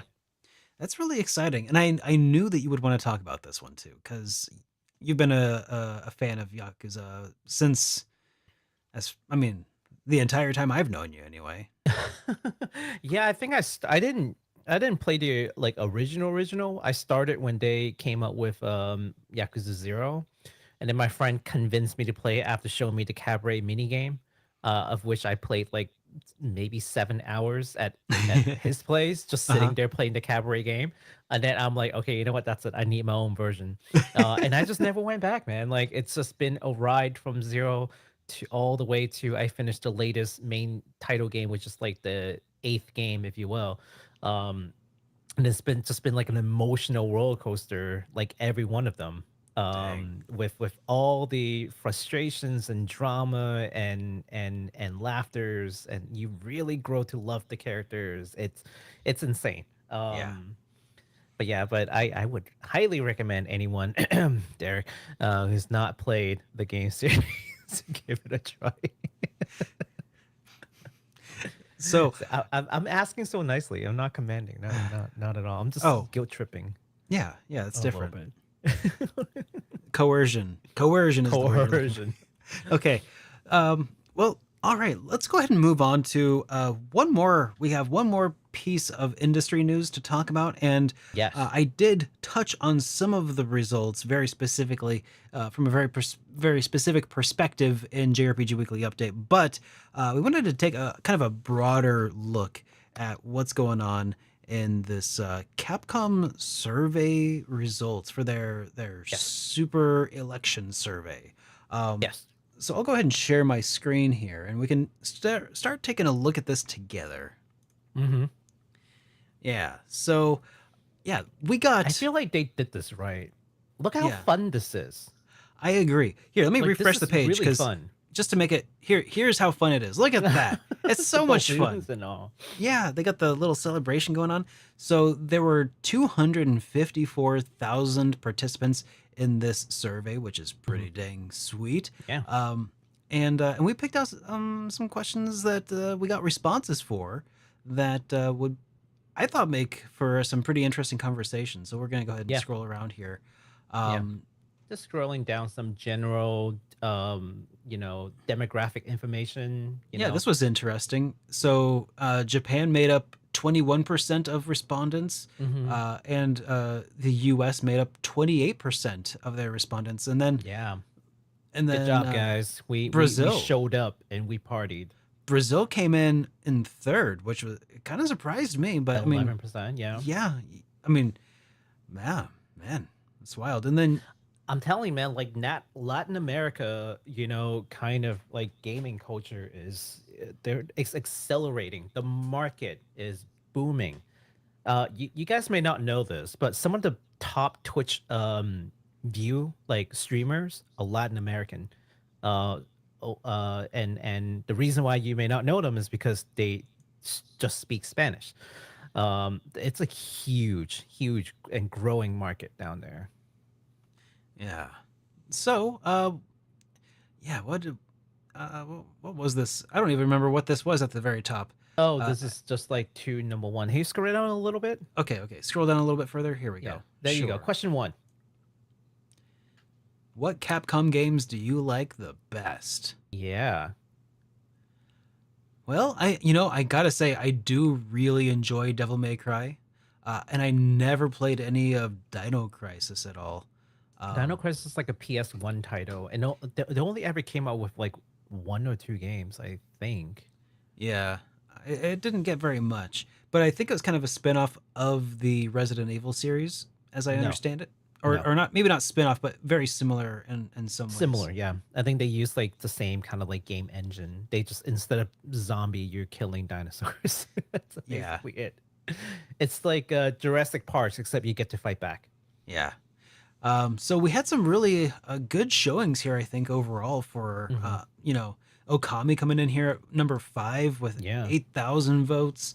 And Monster then Hunter not getting higher spots is actually the surprising thing for me. that is pretty interesting. Yeah. Yeah. Well, that's Monster Hunter World. So this is the question again was, what games do you like the best? Yeah.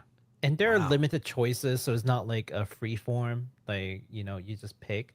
But look at number 10. Look at you. Look at Some that. people think Breath of Fire is the best Capcom game. Yeah, that's interesting. Yeah, games Yeah. that you like the best, and I could totally see Breath of Fire 3 securing that spot. There were several selections available, and the fact that they made top 10, I mean, sure, there are 9 other games ahead of it, but the fact that it ranked at all is, pretty good accomplishment, I'd say. Yeah. So we have Let's some scroll down a additional bit. details down here further on, kind of giving us a breakdown of like those, what they are by region. Japan likes Okami way more than we do, apparently. I mean, it kind of makes They sense. don't care about Dino Crisis at all. It's not even up there. Plus, it's number 2. Yeah. We have very different tastes. They like Phoenix Wright. I mean, not that we don't like Phoenix Wright, but it's just not like ranking. Look you at that. know? Mega Man Legends in Japan coming up at right behind Breath of Fire 3. Yeah. So It doesn't even rank. Our taste in game is couldn't be more different. Look at it. I know. They're so much more cultured than we are. We like zombies a lot more, it seems. They're It like might seem that way. 5 yeah. of those games are Resident Evil on the top 10. So that was Japan versus the world, but also we have some changes from a male to female perspective as well. Yes. Here's Everybody one. likes everyone likes Devil May Cry, apparently. Apparently. Yeah. And what's Toare no Paruma? No idea. Oh yeah, but the gals like that one. Yeah. Yeah. So that's cool. And then Breath of Fire 3, baby, making number 10 for us boys. Girls don't care so much about Breath of Fire 3, but Yeah. that's all right. I do like that they share these data. Like they ask the question and they share the data. Like, what's the demographic like? And I think it's interesting. I like looking at these kind of things. Like Yeah. not just financial records, but like statistics and it's fun. It's fun to look. And this is definitely statistically Statistically significant? Yeah. Absolutely. So yeah, this is an interesting finding. But look at what came up here at number 3 for us 30-year-olds. Look at that. Breath of Fire. Breath of Fire. A real strong showing there. It's not on the. It didn't crack the top 10 for anybody else, but it kind of makes sense. From when you look at the overall performance, it's doing better than Mega Man at to a degree. Yeah, look at that. Yeah. Us 30-year-olds, we like Dino Crisis, Okami, Breath of Fire 3, but then Dino Crisis is surprising to me. Yeah, I don't know. Were they hacked? Did one person who played Dino Crisis back on PlayStation be like, you know what? Let's just force Capcom's hand. No, I think a lot of people have asked Capcom to do Dino Crisis, just like people have asked Square Enix to do Parasite Eve. Like it's about the same kind of same vibes. Yeah, same vibe. Yeah, I think that's a good point. This is one of those things that they never touched again, and people really want to see like a new take on it. What is really interesting is that as number 3 on the list in our core demographic here, I mean, statistically, most of us are within that 30s range here as well.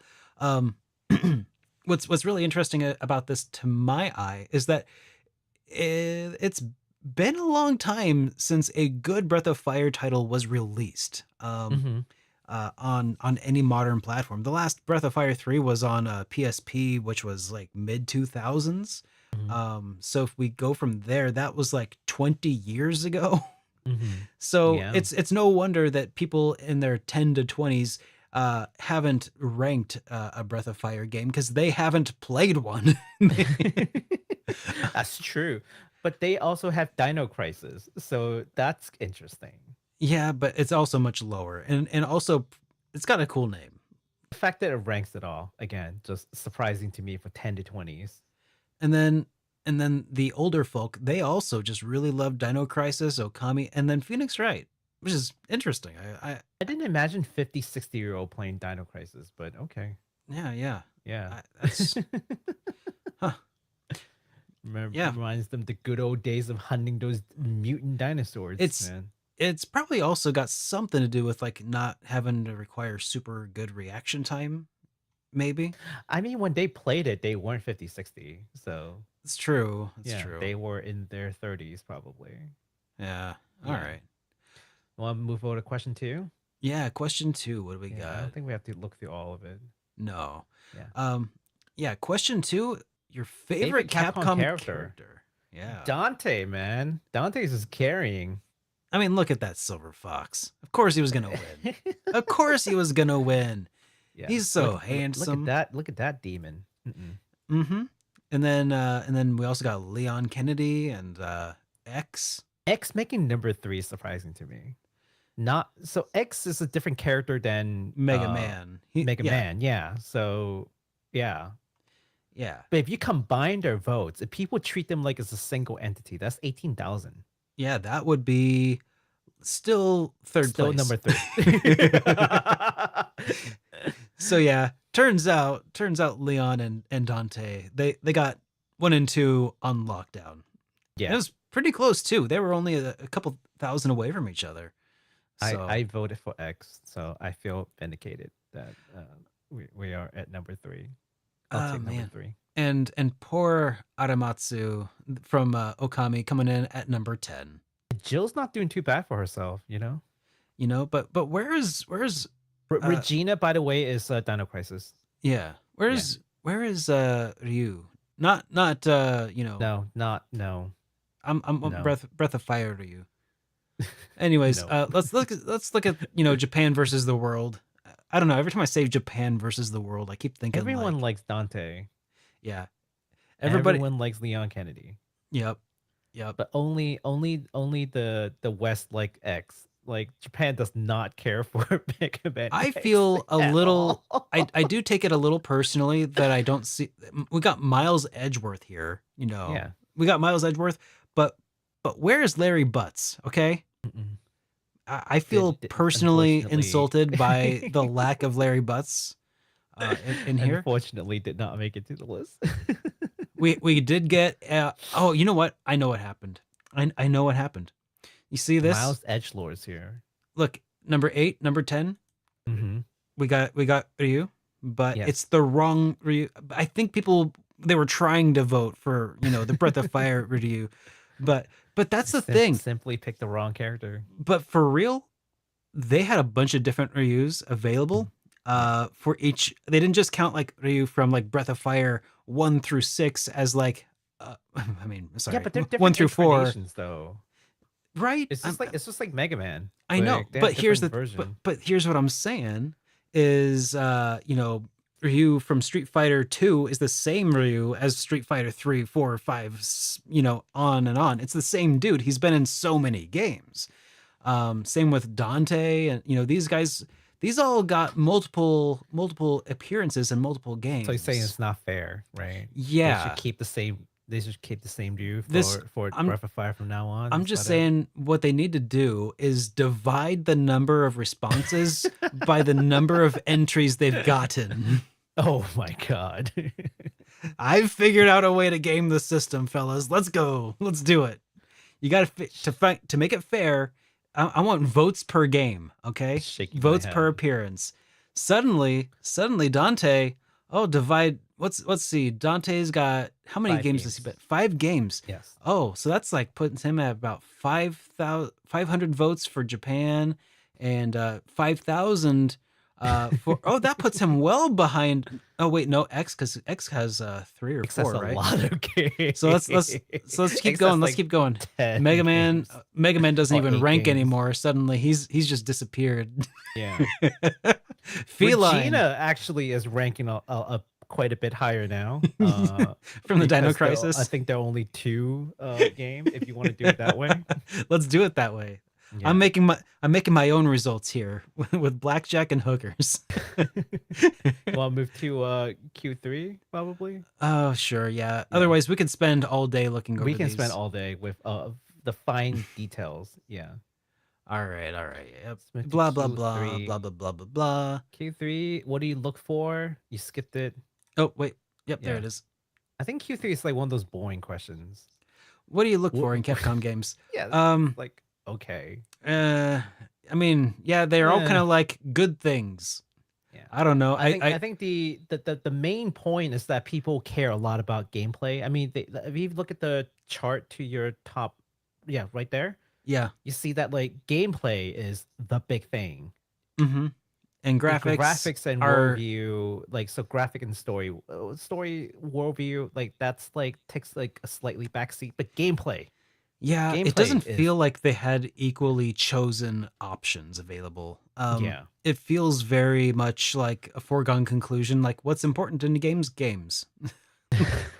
Like it's kind of Yeah. And that's why I say it's not exactly an interesting question. Q4 is also not interesting. In fact, Q4 is even worse. I know. What image What do you image have do of you have Capcom? Creative spirit. Okay, buddy. Yeah, Capcom says Capcom's that girlfriend who's like, tell me nice things about Yeah. me. Which of these 10 nice things do you think about? Does it associate the most? Yep. Let's see. Moving on to Q5. Yeah, five Q5 here. is interesting. Q5 is good. What Yeah. do we want to see as a sequel or a new game? Dino Crisis #1, hands down. They want a new Dino Crisis. I think So- that bodes pretty well for Dino Crisis. What about the other dragon? Let's see. Dino Crisis. I think that bodes well for that. Mega People Man. miss Mega Man. Yeah, I mean, Yeah. they haven't had a real entry in a long time. Because I think No, on they had one on the Switch. I mean, it's still quite a bit, but I mean, the Switch has been out for a while. Oh my god, yeah. they have one on the Switch. Yeah. Okay, because the last one I was thinking of was Mega Man 9 on the WiiWare. and that's been a while. So I didn't know if that was it. But Devil May Cry series, that'd be interesting. Darkstalkers, Capcom versus series, Okami. Oh my god, yeah. I want to see the Darkstalkers Onimusha. come back. Onimusha would be nice. Vampire Savior, that's the other title. Darkstalker and Vampire Savior is the same. It's just different name, like Japan versus the Oh, West. okay. Yeah. Okay. Mega Man then- 11 came out in 2018, so there's that. Okay. Yeah. So then, top score here got 80,000, which is Mhm. pretty good. Breath of Fire pulling in about half that. Yeah, it's commendable. Like Honestly, people it's not bad. want to see Breath of Fire. They do. Yeah. And I'm one of them. Yep. They want to see Onimusha, which is Dude. pretty interesting. Oh, yeah. Like I'm looking at all the games that they don't currently do, right? So Ace Attorney, they make Ace Attorney. Yeah. Versus series, they make Versus series. Okami, I don't remember the last Okami, but okay. Resident Evil, definitely like an active ongoing series. I feel like there was an Okami on Switch also. But maybe that was just a remake. I think it was a remaster kind of thing. That's It's not possible. like a new game. But like the ones who are really dead, Onimusha, Dino Crisis, Breath of Fire, those are like dead series. Like they have not had a new game in a long time. So that to me is way more interesting of a finding. Polling of Breath of Fire for Japan increases pretty significantly here to over 50%. And let's see, kind of drops to about a third in the US. Yeah. But Onimusha polling really well here as well. And it's not even on their list in Japan. That's Jeez. interesting. I would love to see Square Enix try to do a poll like this. Oh gosh, that I they would should, love to honestly. see them do a poll like this. Yeah, they really should. But hey, Breath of Fire showed up over here for the gals at number 10 and at number 9 for the boys. Yeah, So that's cool. All right. So yeah. top 3 by generation. Oh yeah, Breath of Fire holding up number 3 again. for the generation that matters. The generation that matters. Oh man. So should we skip ahead to 6? Yeah. All right, what's number 6 here? Completely remade with the latest technology. Number 1 coming in with Hilarious. 90,000 votes is not in Not here. in here. None of the above. None of the above. None of the choices you gave me make sense. But, But- look, Breath of Fire is number 3. Yeah. With a third of the votes which is actually I think pretty significant. Yeah. Statistically significant. Oh yeah, it absolutely is. Because like not in here could be like just any number Anything. of things. Yeah. And so we have two responses here that are actually like really important. And Onimusha Onimusha. and Breath of Fire. Yes. And it says specifically remade with the latest technology, Onimusha 1, 2, and 3, and Breath of Fire I'm 1, 2, surprised and 3. Dino Crisis didn't show up here. Can you Yeah. scroll down a bit? Sure. Rival Oh my schools. god, I think I know what not in here is now. Oh, Not in yeah. here is Dino Crisis. People clearly wanted a new Dino Crisis from all the other ones, so I can infer that at least not an insignificant amount of that 87,000 is probably Dino Crisis. Yeah. Not all of it, but probably a good chunk of it was Dino Crisis. It would be really cool to see Breath of Fire, but I would personally want to see Breath of Fire 1, 2, 3, and 4. Mhm. But yeah. Anyways, so yeah, again, not in here is just the catch-all that whatever voting thing that the voters wanted was just not available to be Yeah, selected. the choices are not there. Yeah. Basically. Yeah. Moving on further down, not in here is cleaning up. I mean, it's universal. Like everyone just feels like this question. I mean, that just means that this question was not asked well. Like the choices presented didn't match with what people want to see. Yeah. Yeah. Onimusha and Breath of Fire is pretty consistent though. Yeah. They're Yeah. pretty high up on that rank, but clearly there's something that's not being Rival represented School is here. interesting. That's a title I've not heard in a long time. Yeah, that's another in fighting both the game, states right? in Japan. Yeah. Yeah. Wow. A Gargoyle's new rival school Quest. would be cool. Okay. How did this place in Japan or in the US in the No world? idea. Nichijirocho no No Kiseki. Kiseki. Maybe troll votes. I have no idea. Maybe I don't know. Want to skip ahead again? Sure. Oh, Down oh to no, we already did. okay. Yeah. Question 7. What was the first Capcom game? games. Oh yeah, the first that you've played, Mm-hmm. Mega Man. I'm not surprised by that at all. Because I was thinking that was probably the first that I ever played. Except it might have been Little Nemo Dream Master on the NES. It might have been that instead. But yeah, Mega Man and then Street Fighter coming in at number 2 with Resident Fighter Evil 2. trailing. Yeah, Street Fighter 2 because that was an arcade game. You didn't have to have a specific console to play Street Fighter 2 back in And the it's the day. first like actual like fighting game as we know it, Street Fighter. The first one was not. The first one I think is like a like a brawling. Like, Look at that. Super Street Fighter 2 Turbo coming in at number 10 with another a separate 5,000 game. votes. Yep. Oh. But if you had added those 5,000 votes to this one, it'd have been number 1. Easily, yeah. And who knows for real if the first arcade game, did they play Street Fighter 2 or did they play Street Fighter 2 Turbo? Who could say for certain? I mean, Turbo 2 is when it became like Really good. real competitive. Like, you know, that's Yeah. where the gameplay really kicked in. So Yeah, for sure. the real ones know it's all about the Turbo 2. Yep. So here's the main difference between the world and Japan. Mega Man coming up at the top in the world, but in Japan it was Street Fighter, which is pretty surprising. Ghost and Goblins finally rank in here for a At bunch all. of. Yeah, this was. Yeah. I was surprised I didn't see more of that Mm-hmm. because that was a really great classic series back in the day. It's seeing a revival, actually. Yeah. Literally, even I think that they have a remake called Revival. Pun unintended. I didn't know that. And then Boys and Girls, Phoenix Wright, I'm not that surprised. A lot of Street Fighter 2. A lot of Street Fighter both. 2. Yeah. Yep. So Resident Evil, wow, okay. yeah. And by generation, I guess this is kind of an interesting one to look at because 1942 for the older folks here in their 50s and 60s. Ghost Nowhere and else has Goblins. this game been mentioned. I know. Anywhere else is here. Nobody wants a remake of it. Nobody. Oh, It's not their no. favorite, but it was definitely the first one they played. Yeah, they're like, it was okay. Commando, Savage Bees.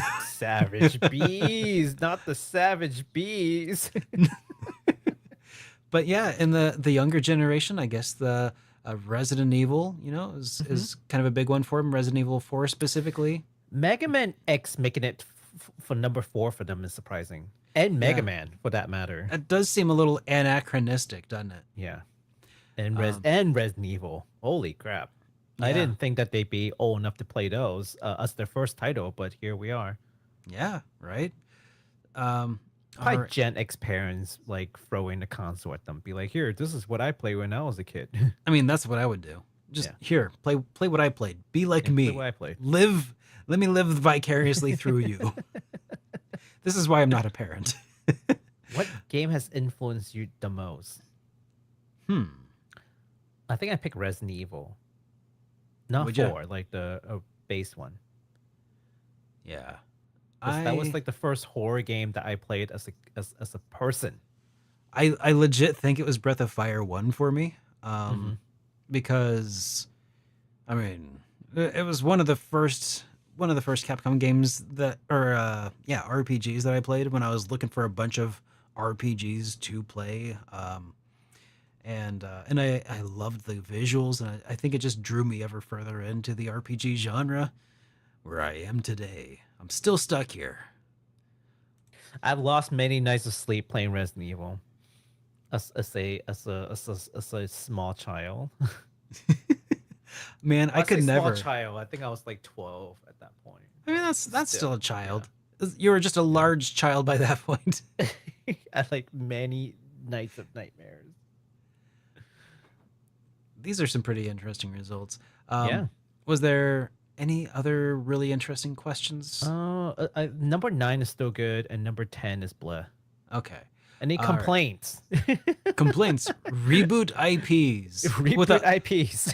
with 100,000 not votes. even close. It's not even close. The number one thing people want from Capcom is give us more things from your And IPs. number 2 is no complaints. So it's like this doesn't even exist really. Yeah. Like this is just whatever.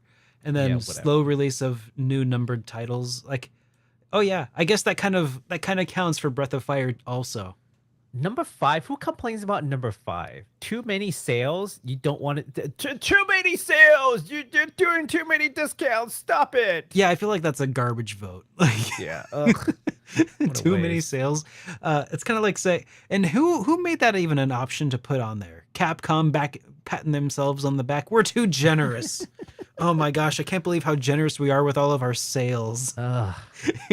But number 7's interesting. I didn't think 7 would rank so low compared to other 7. things.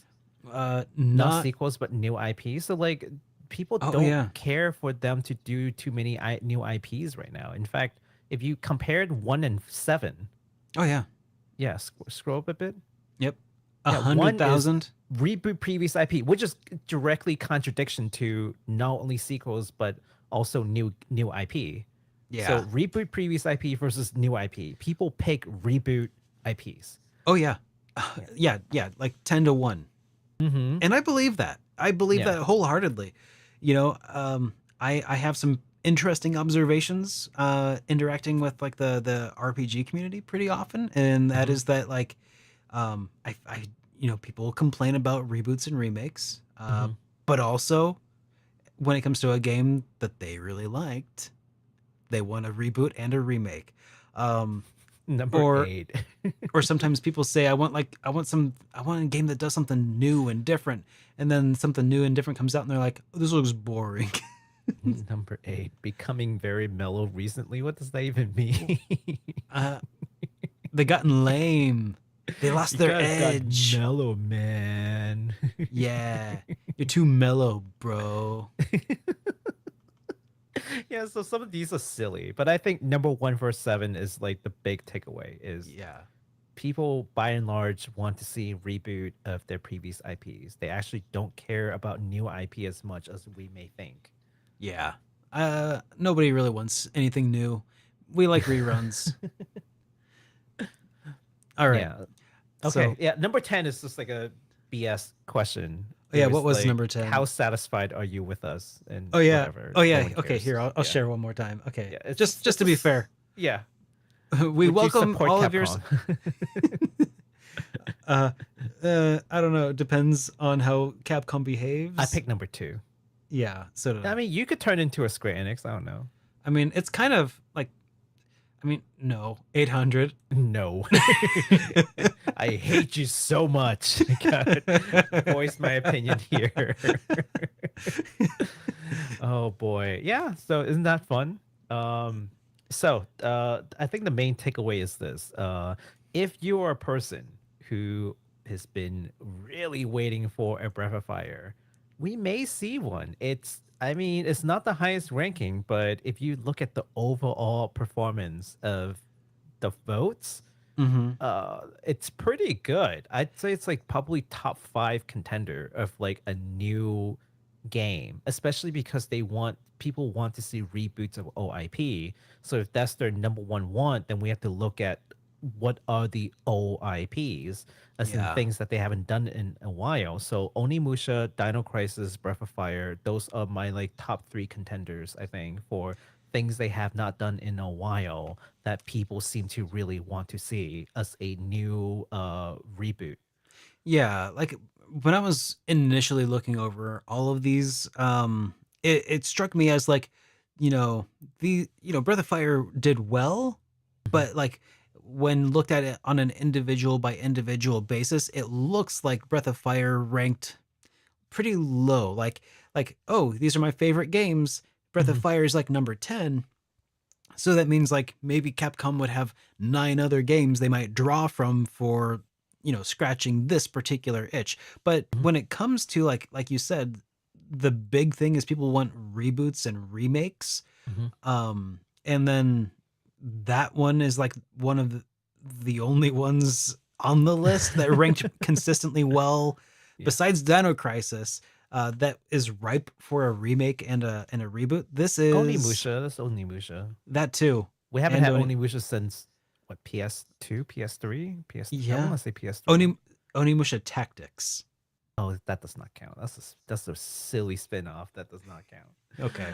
Yeah, but like a mainline battle kind of game. Well, we did get an enhanced port of Onimusha.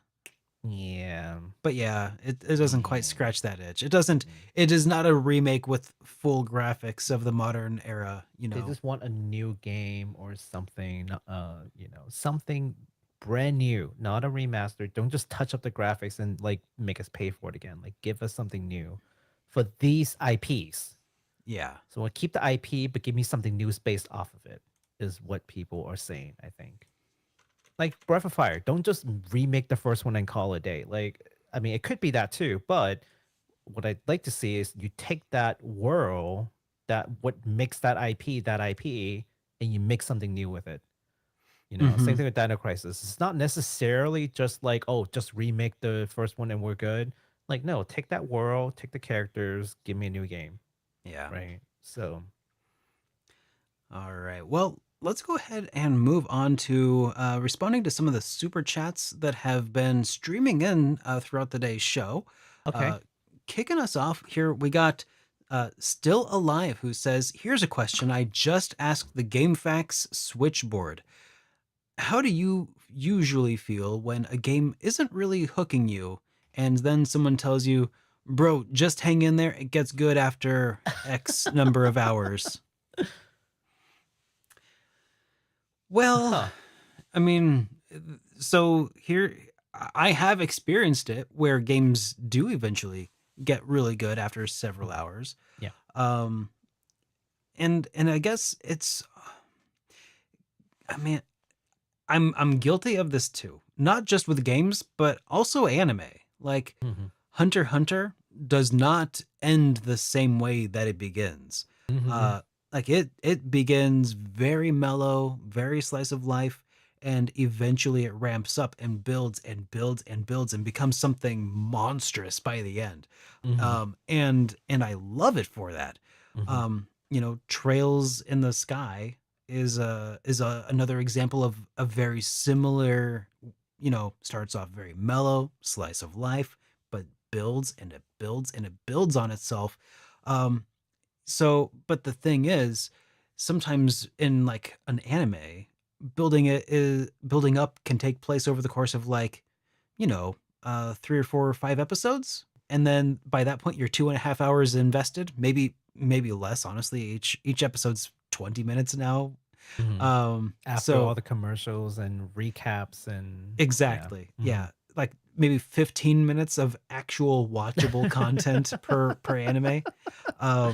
So I guess that the amount of investment time for an anime to get good is a lot lower than expecting someone to play 10, 15, 20 hours of like a slice of life sort of, we're doing chores together and this is fun and it's telling a nice side story. quests. And then after 20 hours it's like, oh my god, what just happened? Like I get that. And sometimes like it's just a matter of I don't know. Like I am guilty of this myself, of saying, trails in the sky. A lot of people, this is, and the reason I keep bringing this up is because I feel like this is almost a question tailored for the Trails in the Sky conundrum about like, where do you start Trails? And every time anybody mentions starting somewhere other than Sky, you can hear people pulling their pitchforks out of 1,000 sheds across the world. And I really hate that about the fandom, honestly. But the fact of the matter is, starting with Sky is the best, and it leads into an incredible experience that ultimately is very different from how Sky starts. And that is kind of the only real complaint that I can actually levy against the Trails series at this point, you Mhm. know? Is that it does take a little longer than I would like to start It's a up, slow build. It's a slow build up, right? but once you're invested in it, I mean, because you've played it, once you're invested in it, it does feel worthwhile. Like it was all working towards something. Um, but I don't know about other games. Hmm. I don't feel like some like prior to this, it was the Persona series that made you play a whole 5 hours Oh, before you got into a jeez. combat. That was like that was the bane of my existence back in the Hmm. day. It was like, oh my god, I'm gonna start a Persona game, and then and that used to be like the milestone for like this is how rough a start can be. But Hmm. then, but here's the thing.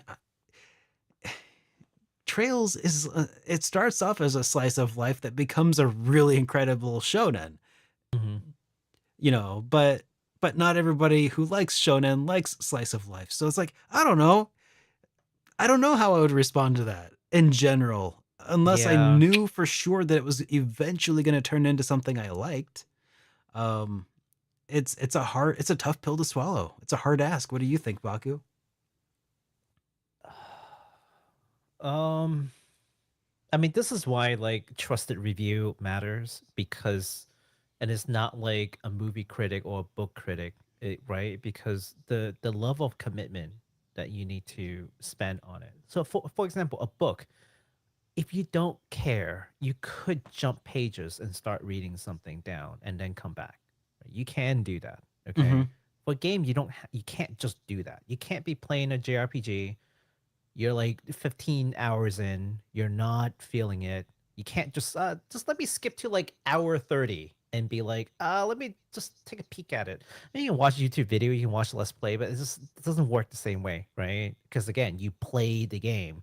Playing matters, interaction matters, right? Yeah. Movie, same deal. Like movie, anime, if you're watching first 1 or 2 episodes of like an anime, you're not feeling it, you can skip to episode 6 and be like, okay, does it really pick up? Because if it does, I'll go back and watch the rest of it, maybe, right? Yeah. You may not do that personally. It might not be your strat, but at least it's an option. You can't do that with JRPG. So that's why, I think trusted review matters. Finding people who have similar tastes as you and seeing what they say can give you some sense of what it is. And if those people who genuinely like the same game as you say, "Hey, this is a slow build, it will get better," then yeah, sure, maybe invest a little bit more time. Otherwise, maybe don't, because for every hour that you're wasting on this game that ends up taking you nowhere, it's an hour that you could be spending on a game that would take you somewhere. Maybe that's the challenge, right? So that's what Yeah. I recommend: finding people who have trusted reviews and just like don't base your entire decision based on what they say, but use it to your advantage. Like, here's someone who likes similar things, they've finished it, they have something good to say, so maybe I can put a little bit more weight on like actually waiting for it to get good. Yeah. Yeah. Snapple Rai Rai 89 says, "Hey Derek, haven't been to this channel in what feels like forever, but I wanted to leave some support for some super old Hey, time's sake. Glad to see you're both doing well and keep up the good work." we are doing fantastic, thank you. Yeah. Hope you're doing well as well. Yeah, thank you so much. Um, Next, we got one here from Fluffy Dogs who says, "Our armor weakens over time. There's nothing wrong with either of you." Talking about the Yes, yes, mental yes, yes, and yes, yes. emotional shielding. Uh, okay, That's good to so hear. you know how there's this thing that people say that like men are not like fully mentally mature until they hit about 26. Is that what they say? Oh, like mentally and emotionally. Hmm. Yeah. So I feel like that might be part of the consequences. Like, we're not really building or viewing a world a certain way until we hit that certain age, and then you add a couple more years to that, and then you're like, oh geez, like this experience is getting to me. I don't know. Like, I don't know if it's bad. Nor do I think do I know how valid that is. But I feel like the two are somewhat connected. You might be right, Yeah, because it did just like get worse over time. it does. or It does. better, or however, I don't know. Depends Yeah, on I how you don't view it, remember I guess. listening to a song get choked up on it. Like that happens to me now. I'm like, what is wrong with me? Like, what is going on? How am I feeling this emotional over a piece of music? Oh man. That's Oh, I know. not a thing. I think the first time a song ever choked me up was oh god, it's called "Where Could My Baby Be," and it was a cover by Pearl Jam. Oh, okay. It's a beautiful song, but Mhm. kind of sad. Yeah. So, next up, if you can survive the first cave in Lunar Silver Star story, you can make it through Elden Ring at Erdtree Games. Oh my god. Dude, Thank you. yeah, Silver Star story complete. That first cave was something. I can hear the enemies going "Arr!" from across the screen all the way over here, man. Is this a scaling issue? Is that it? It's like Yeah, really yeah. bad difficulty spike. It's I mean, it's the first cave. And all these monsters are just like they rush you from across the room. You can't get away from them. Oh god. And yeah, and they're not exactly the easiest thing. Uh, I think Vic Ireland of Working Designs, he might have tweaked the difficulty on that. oh no. I mean, Working Designs kind of is infamous for doing that. Mhm. But yeah, it might be a thing. Might have added an extra 0 behind some of the stats unintentionally. Sure, let's call it unintentional. Yeah. Um, next, Fluffy says, if let's see. Speaking of bunnies, are you getting Bunny Garden? Oh god. That What that it- is directed to me. Yeah, see, Derek has no idea. And only this is how you know who is a true degenerate. Because Should I know exactly what you're talking about, and Derek has absolutely no idea what Bunny Garden is. And the answer is how bold of you to assume that I haven't gotten it already. I just Googled it. Should I? I should probably Google this later when I'm Yeah. alone. Oh yeah, definitely. Mhm. There's nothing, too. No. Yeah, I mean, people have No. streamed it, so it's not like Oh, okay. yeah. Yeah. However, it is definitely a more questionable, borderline, maybe not okay. Yeah. How many folks dropped the bag on that collector's edition? Fluffy says, I'm in. Oh, What, the man. Luna one? Oh, no. I think they were talking about the trials, Visions of Mana. Yeah, Yeah, Visions. no to that one for me personally. Yeah. I mean, are you sure? Mm-hmm. Are you thinking about it? Oh yeah, No. because you didn't love the contents of the collector's edition. Yeah, though. to pertain to an okay. So the game, let's say the game is $70. Let's say the game is $70, $130. What am I getting for $130? I'm getting a hardcover art book, which is about $30. Okay, Sure. I'm getting a plush, and And I'm they give getting those- 5 CDs. I was gonna say for a plush, they give those out at like state fairs Yeah. for pennies. You know. Yeah, they're made in China and they can be made very cheaply. And what, like a custom box. So most of the money is just a CD. Yeah. Like let's say $100, $110 worth for CD. No, I don't want to pay $110 for an OST that I've not even heard.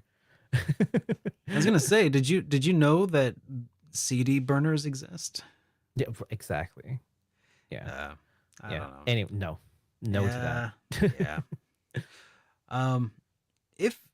Let's see. Yep. If you're going to day one the heck out of Visions of Mana Baku, you may Mhm. want to get 4 PlayStation 5 controllers charged and ready to swap out every 2 hours. Is it because it's an action game? It burns like the battery a lot faster because you're I doing guess. so many inputs. See, that's the thing. This is how I play all of my games right now. This is my controller. It's just plugged in. Permanently. There's no such thing for me as a wireless controller. My PlayStation 5, by the way, is downstairs in my server room where my computer is in order to Oh. keep the heat out of my office. Mhm. It's down there. I have and the Bluetooth will not reach. So I've run a USB extension cable up through the floor and I Mhm. plug into it. And so it Oh, just all wow. that's how I do it. This is how I roll. I don't need wireless controllers, guys. So I have 3 PS5 controllers, short of the 4, but I will manage, I think, maybe. I have Um, two, and one of them is still in its box because I had to get two when I bought the PS5 oh, because it was bundled. the I I should also sell do it. remote play, which I really like. Like remote play is really good. So I have a gaming laptop upstairs, and I'll do remote play. And since I play a lot of like turn-based games, like it doesn't matter. The latency is pretty low anyway, but you definitely cannot play rhythm game. Mhm. Absolutely will not be able to play rhythm game with the latency. Action game maybe, but turn based is really easy to play turn based off of remote play on a laptop. So my PS5 sits in the basement. I'm 2 floors up, playing off my laptop. It just works. And I love it. You know what really is weirding me out though, the more I think about it? Mhm. Um, my PlayStation 5 controller, so you know how at the bottom they have these little contacts for charging and stuff? Mhm. Mine shocks me every once in a while. I don't know. Is that a common thing? Does that happen to anybody else?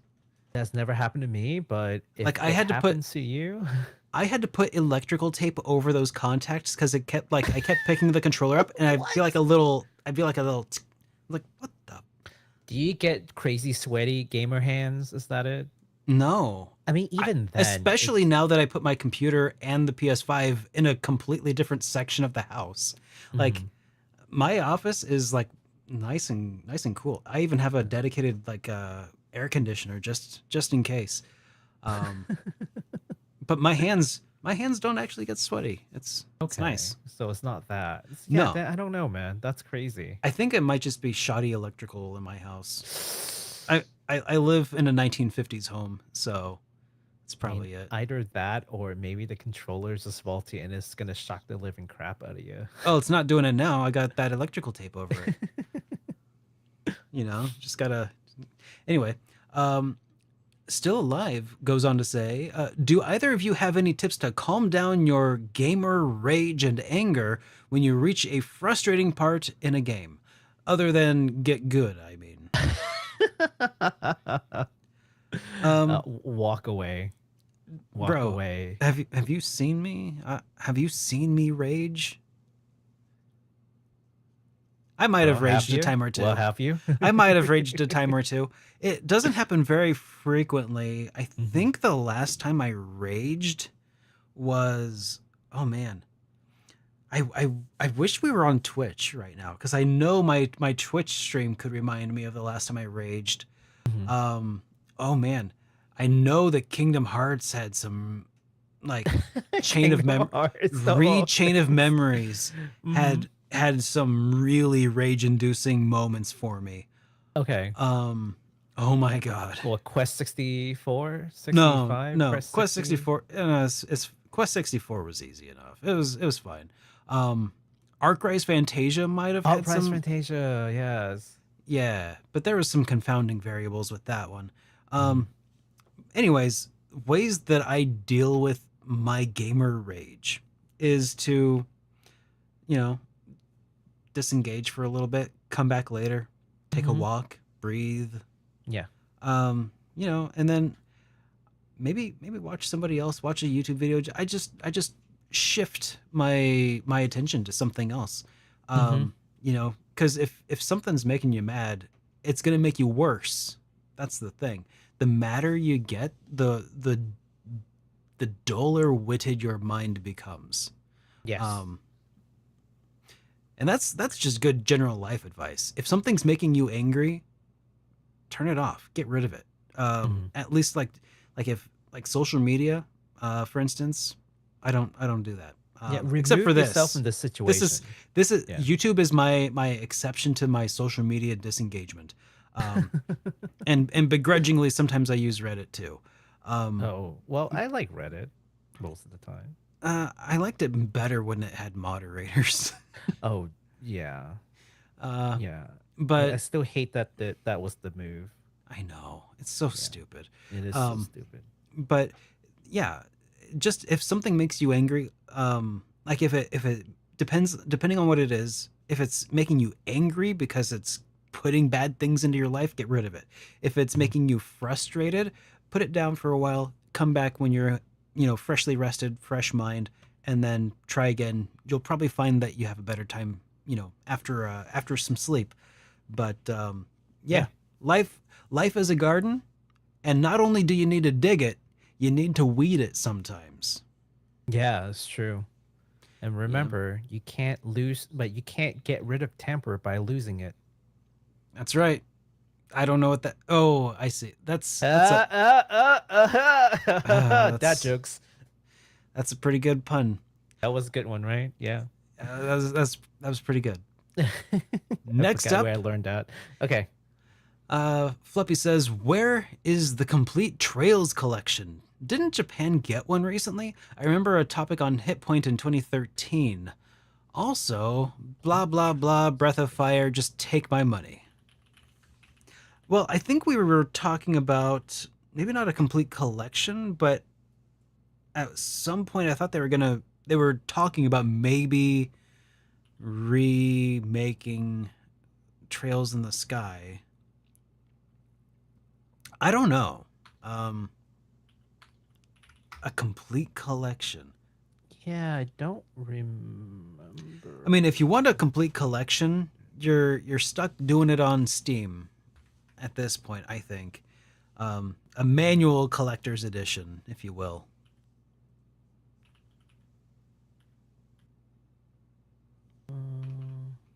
You pulling anything up? No, I don't see anything.